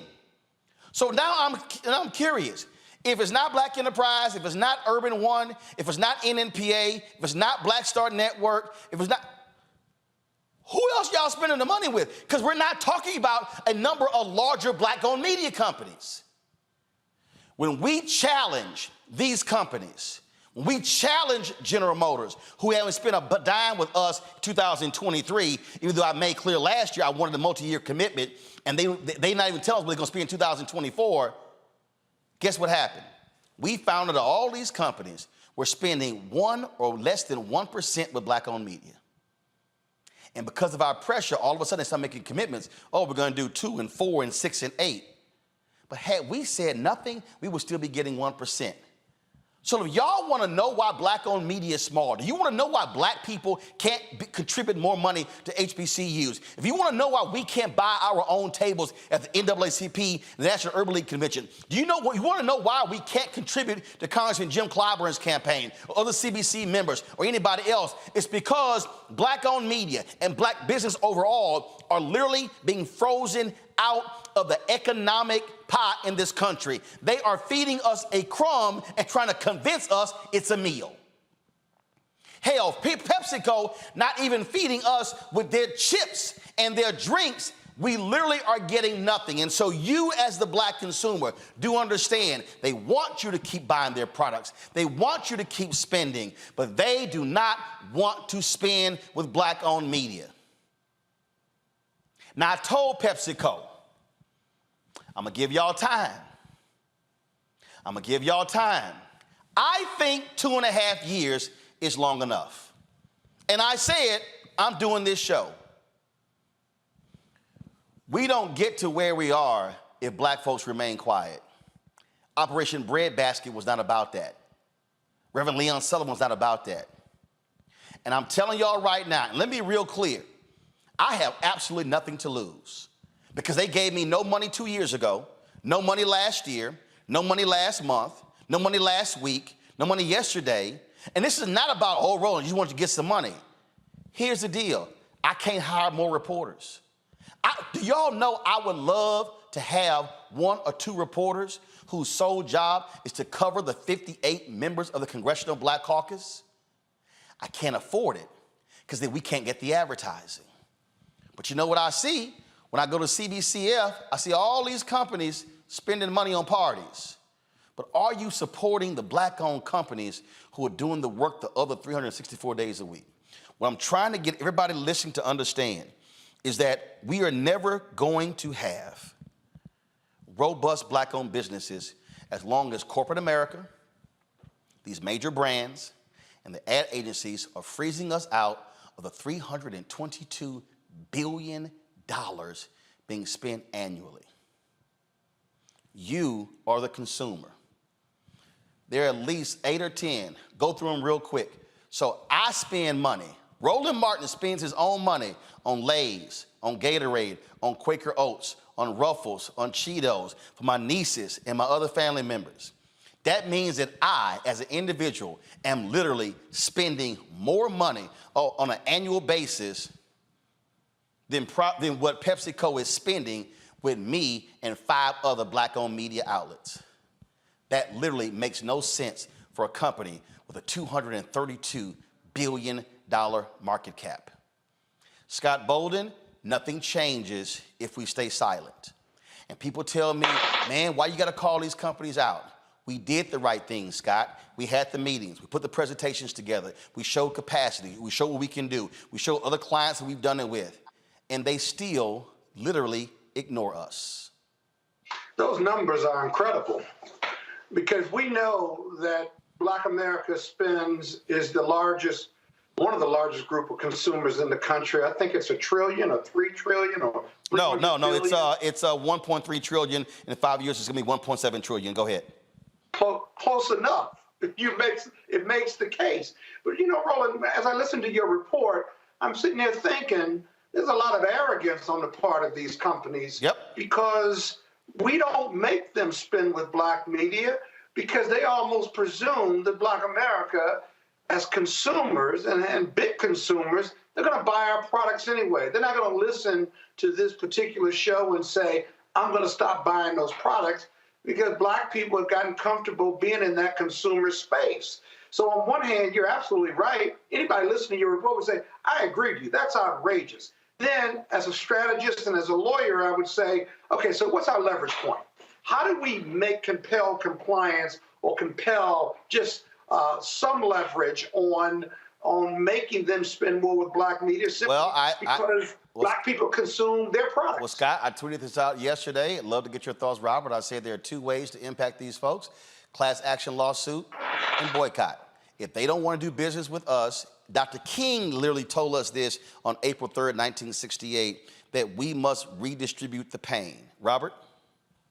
Well, I think particularly with PepsiCo, we might need to be boycotting that in general because of diabetes and everything else and heart disease. I think we need to boycott a lot of those products just off top. But you're completely correct, Roland, and we have to start exercising economic power.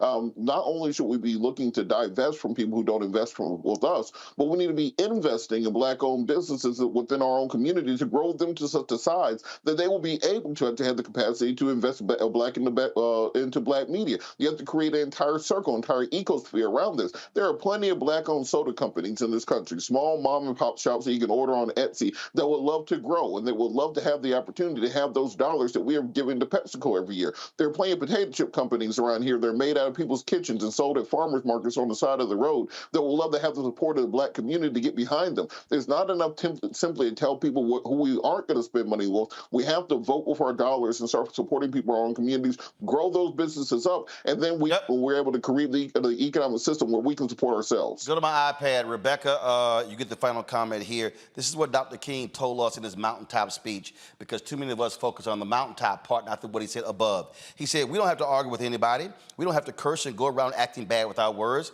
We don't need any bricks and bottles. We don't need any Molotov cocktails. We just need to go around to these stores, into these massive industries in our country and say, God sent us by here to say to you that you're not treating his children right.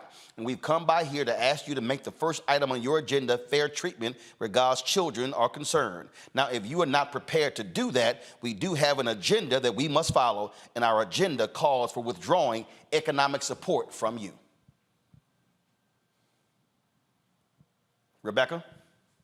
You know what, Roland? I'm thinking about in 2017 when PepsiCo decided to run an ad featuring a Black Lives Matter type rally, and it starred Kendall Jenner breaking up the crowd in the rally and bringing peace because she was drinking a can of Pepsi. And as far as I know, I never heard of that particular agency that decided that was a good idea to run that type of ad. I haven't heard that PepsiCo fired that agency and decided to actually work with inclusive agencies that would have known that wasn't a good idea. So I would say that PepsiCo has a history, and they need to prove that they care about their consumers, that they care about their Black consumers, and not just keep doing business as usual, because it simply isn't working. My last point here, I need Black board members to also be far more aggressive. Being on the board is not just you collecting a check or getting stock options. It's you being a voice there. John H. Johnson and Earl Graves and others did not fight to increase more Black people on boards of directors for those African Americans to get paid while other Black folks do not. There's a collective call that you must be involved with, and Dr. King in that same speech talked about when we as Black people move as a collective. And so, PepsiCo, I would love to hear from you. So would Black Enterprise. So would Urban One. So would the NNPA. So would Rolling Out. So would other Black-owned media. But let me be perfectly clear. Do not think for a second that I'm going to stop just with PepsiCo. I'm going to use this platform and use this voice to call out ad agencies and companies by name who refuse to do business with us. Dr. King made it perfectly clear that's what we're supposed to do, and I can guarantee you I'm not going to stop.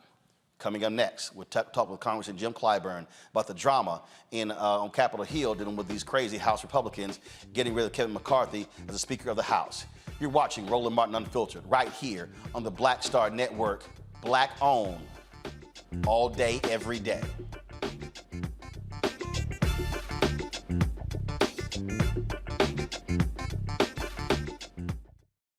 Hatred on the streets, a horrific scene, a white nationalist rally that descended into deadly violence.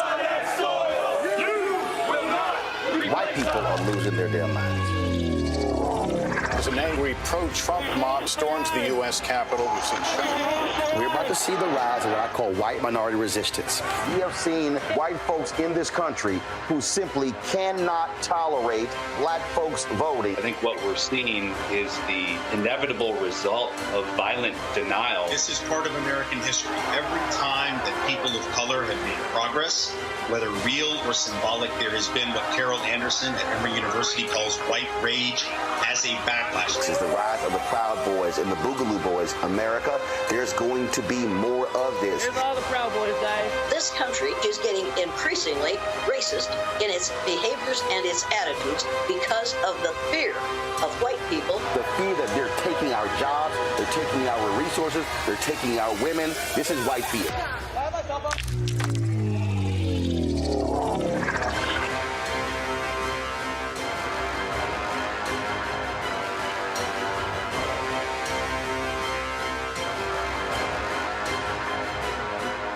Coming up next on The Frequency, right here on the Black Star Network, Shanita Hubbard. We're talking about the ride or die chick. We're breaking it down. The stereotype of the strong black woman. Some of us are operating with it as if it's a badge of honor. Like you even hear black women like aspiring to be this ride or die chick, aspiring to be this strong black woman trope at their own expense. Next on The Frequency, right here on the Black Star Network. What's up, everybody? It's your girl, Latasha from the A. And you're watching Roland Martin Unfiltered.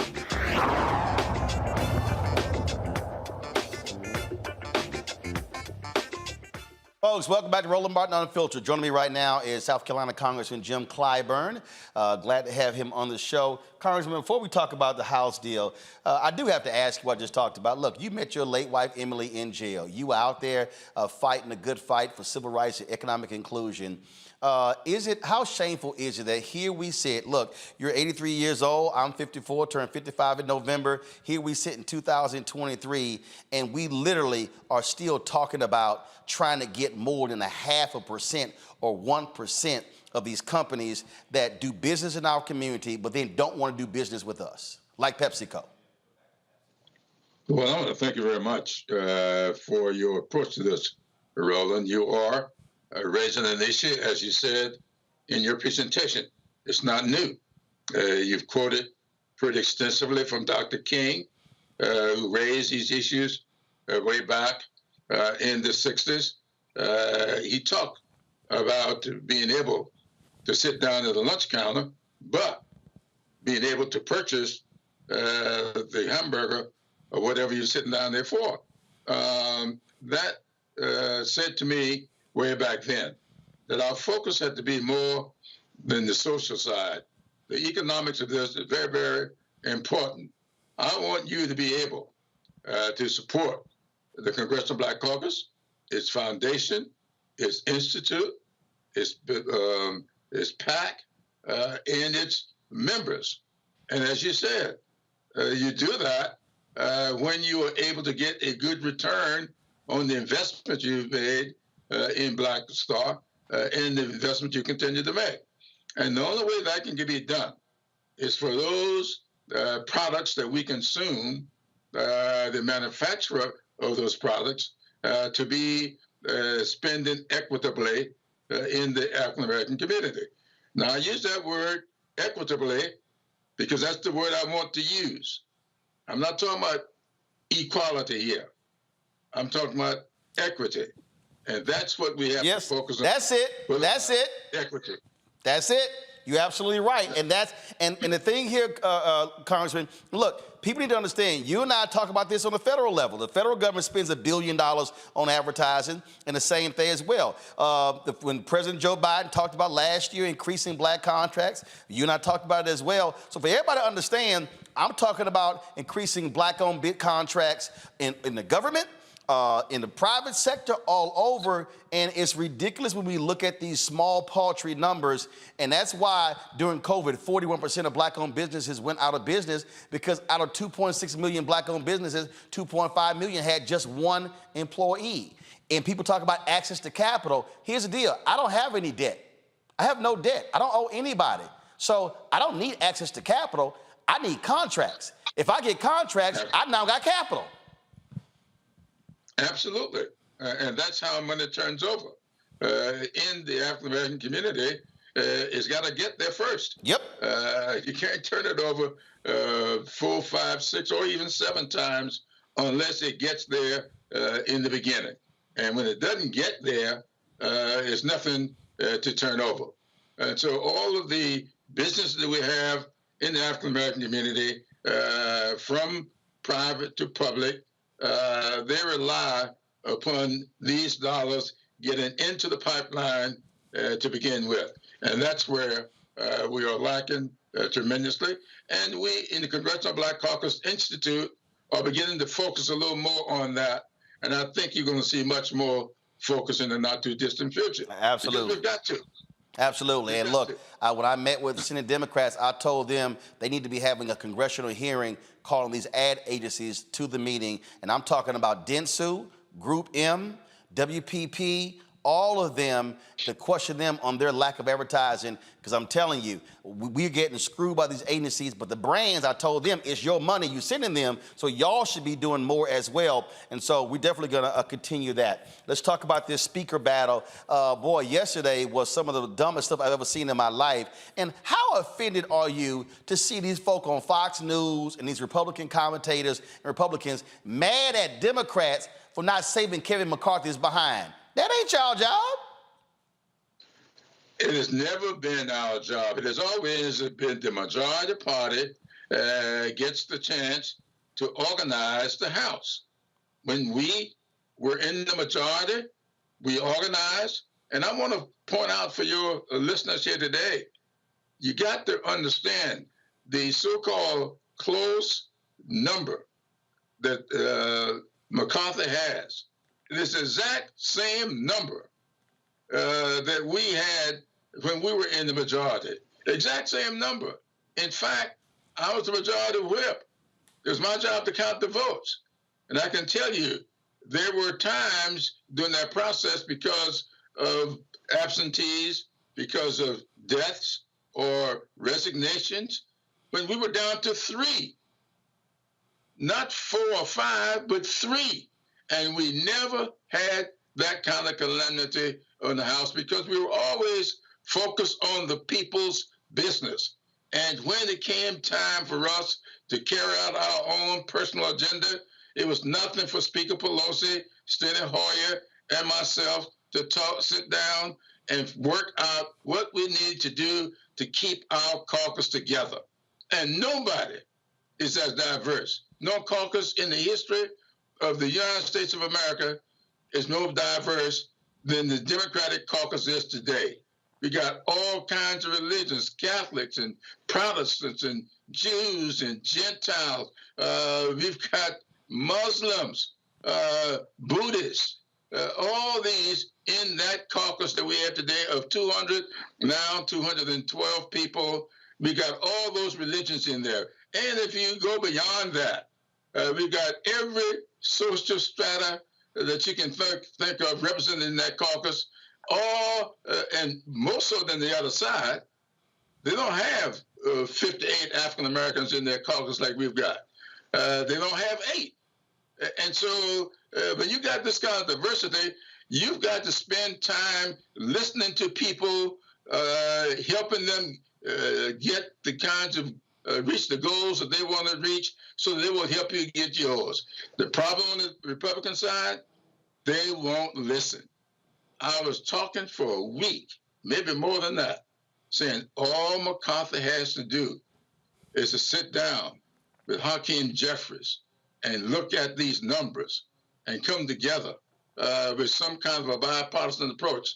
I was talking to people on the Republican side, and there were Republicans over there waiting for an opportunity to coalesce with some Democrats to keep stability in the House. For some reason, McCarthy wouldn't do it.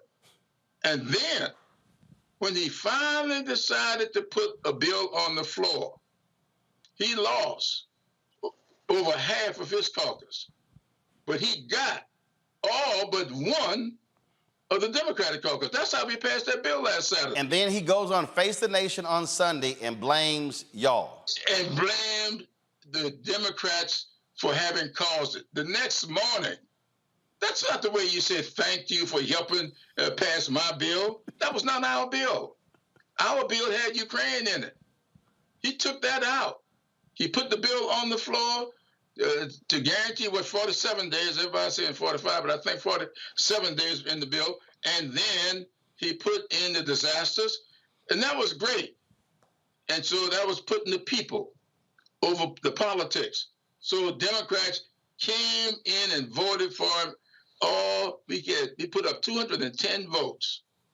2 people were absent because of emergencies, and 1 person voted no, and we put up about 213 votes to 11. We voted 208, I believe, for him. So this is when I saw that Sunday morning, I said, my goodness, why would he do this? Why would he say that? So now you have Jim Jordan and Steve Scalise, who've thrown their hats in the ring and say they're going to run for Speaker. And Steve Scalise, isn't he the guy who actually said, and then they got some of them talking about they may even try to put Trump in as Speaker. And isn't Scalise to say he's David Duke without the baggage? And then you got crazy Jim Jordan. I mean, Lord, we got more crazies on the way. Yeah, I listened as the debate was taking place on the other side. If you notice on yesterday, we stayed out of their way. We let them do their thing. And you had Republican against Republican, the whole country getting a chance to see on the floor of the House the kind of stuff we see almost every day in committees. You saw a little bit of it last week when you had them having this hearing on whether or not to impeach Joe Biden. They brought in 4 witnesses, 3 of whom came from them and 1 from the Democrats. What happened? All 3 of their witnesses said that they did not have anything close to what is required to impeach a person. Their witnesses said that. So that was a prelude to what you saw yesterday on the floor. So we stayed out of their way, and I was listening to the debate. Now, one of those people you just put up there, what's his name, Emmer? Yeah, Tom Emmer. I listened to his debate, and he kept saying, Republican only, Republican only. That's not what the people want. We got more than just Republicans in this country. We got Democrats, we got independents, we got non-affiliates. These people deserve to be a part of this process as well. And for him to tell you up front, if you elect me Speaker, it's going to be Republican only. Go back and listen to his debate on yesterday, and you'll see what I'm talking about. Because I'd heard a lot about this guy. I said, I'd like to know more about him. And then I listened to his speech. I said, well, I don't think I need to know much more about him.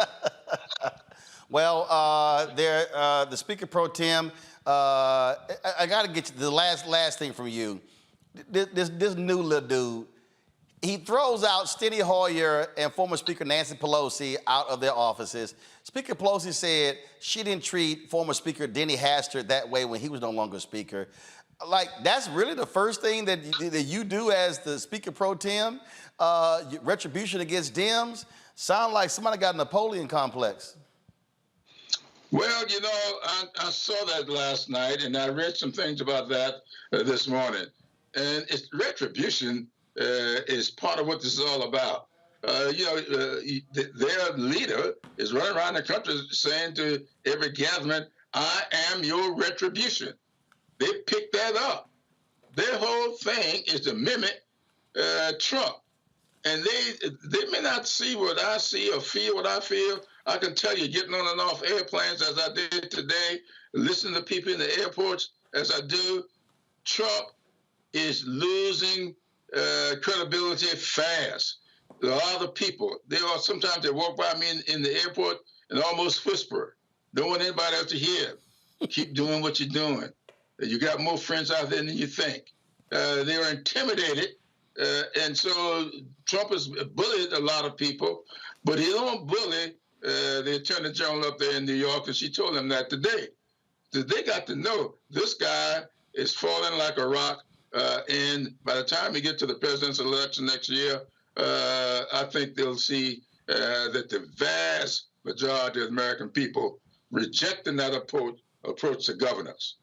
Let's sit down. I would hope that the Republicans will put somebody up for speaker that even I could vote for. Though they won't, hopefully they won't need my vote. But if they put somebody up that's decent, and you got only those 8 or 9 people who decided they don't want somebody that's decent, and that person they put up sits down with Hakeem Jeffries, we might be able to get enough votes on the Democratic side to offset their foolishness, and he still be able to run the caucus or the House with a vast majority of Republicans. Congressman Jim Clyburn, I appreciate it.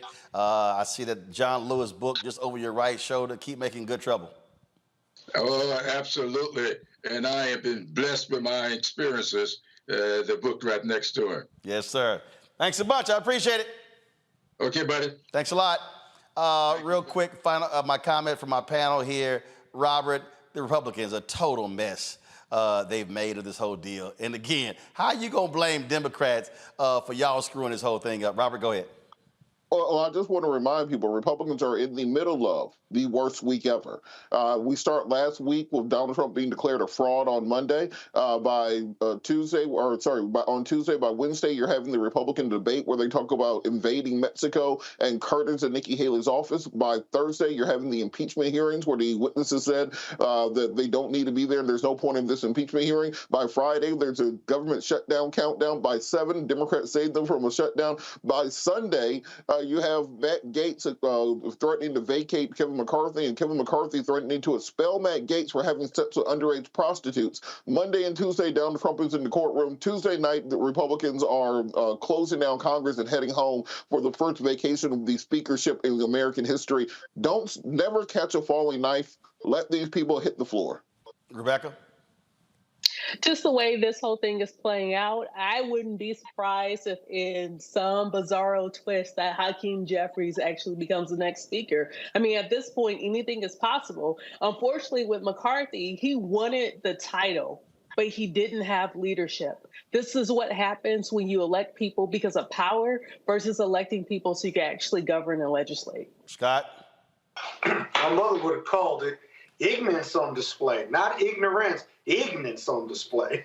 but in the end, guys, none of this really matters. Of course, we're showing America how crazy the Republicans are and their lack of leadership. The only thing that matters is can the Dems use this and other arguments to win the House back? Those 18 to 20 seats, can they win the House back and get control of the House, raise the numbers in the Senate and win that White House? It's a heavy lift, but it's quite doable in my opinion. Well, I'll tell you right now, if they're able to get that congressional seat in Alabama, get the congressional seat in Louisiana, NAACP LDF is going to Supreme Court arguing about the racial gerrymandering in South Carolina. You got your 2 congressional seats that Ron DeSantis blew up in Florida, plus you got Georgia right there. And then, of course, now New York Democrats have got their act together. You're talking right there, potentially 5 to 10 seats that could easily flip to give the Democrats control of the United States House. But they also got to keep control of the United States Senate and re-elect Biden and Harris to ensure that you're going to see the right kind of federal judges that keeps getting appointed to the federal bench. Robert. On the vote. Absolutely. Robert, Rebecca, and Scott, I certainly appreciate it. Thanks a lot. Folks, don't forget, Louisiana, go to the polls. Memphis, y'all got to be voting as well. Your election of your new mayor is in 2 days, and so please go to the polls there as well.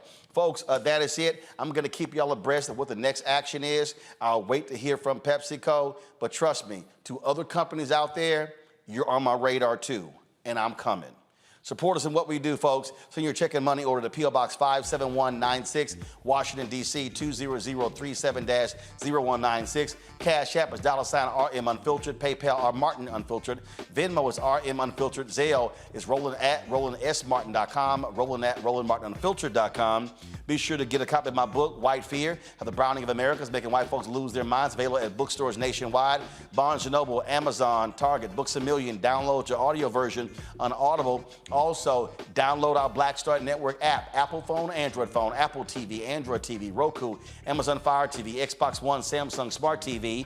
You can also support our 24-hour, 7-day-a-week streaming channel. We're available on Amazon News, so go to Amazon Fire. You can also say, Alexa, play news from the Black Star Network. Also, check us out on Plex TV, on their platform as well. And last week, we added, folks, 2 new platforms, Amazon Freevee, as well as you go to live TV under Amazon Prime Video. You can see us there as well. Folks, we're building, getting bigger, getting bolder. That's why we're challenging these companies when it comes to the advertising, because it ain't all about CNN, Fox News, and ABC, NBC, CBS. We got to have a strong Black-owned media. As Dr. King said in his book, Where Do We Go From Here? Chaos or Community, that must maintain its militancy in its quest to liberate Black America. I'll see y'all tomorrow. Holla!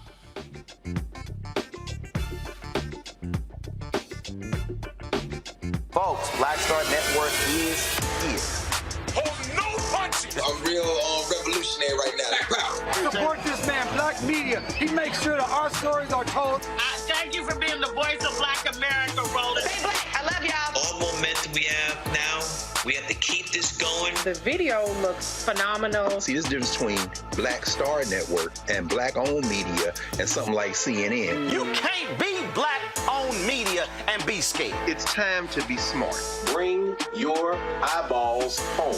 You dig?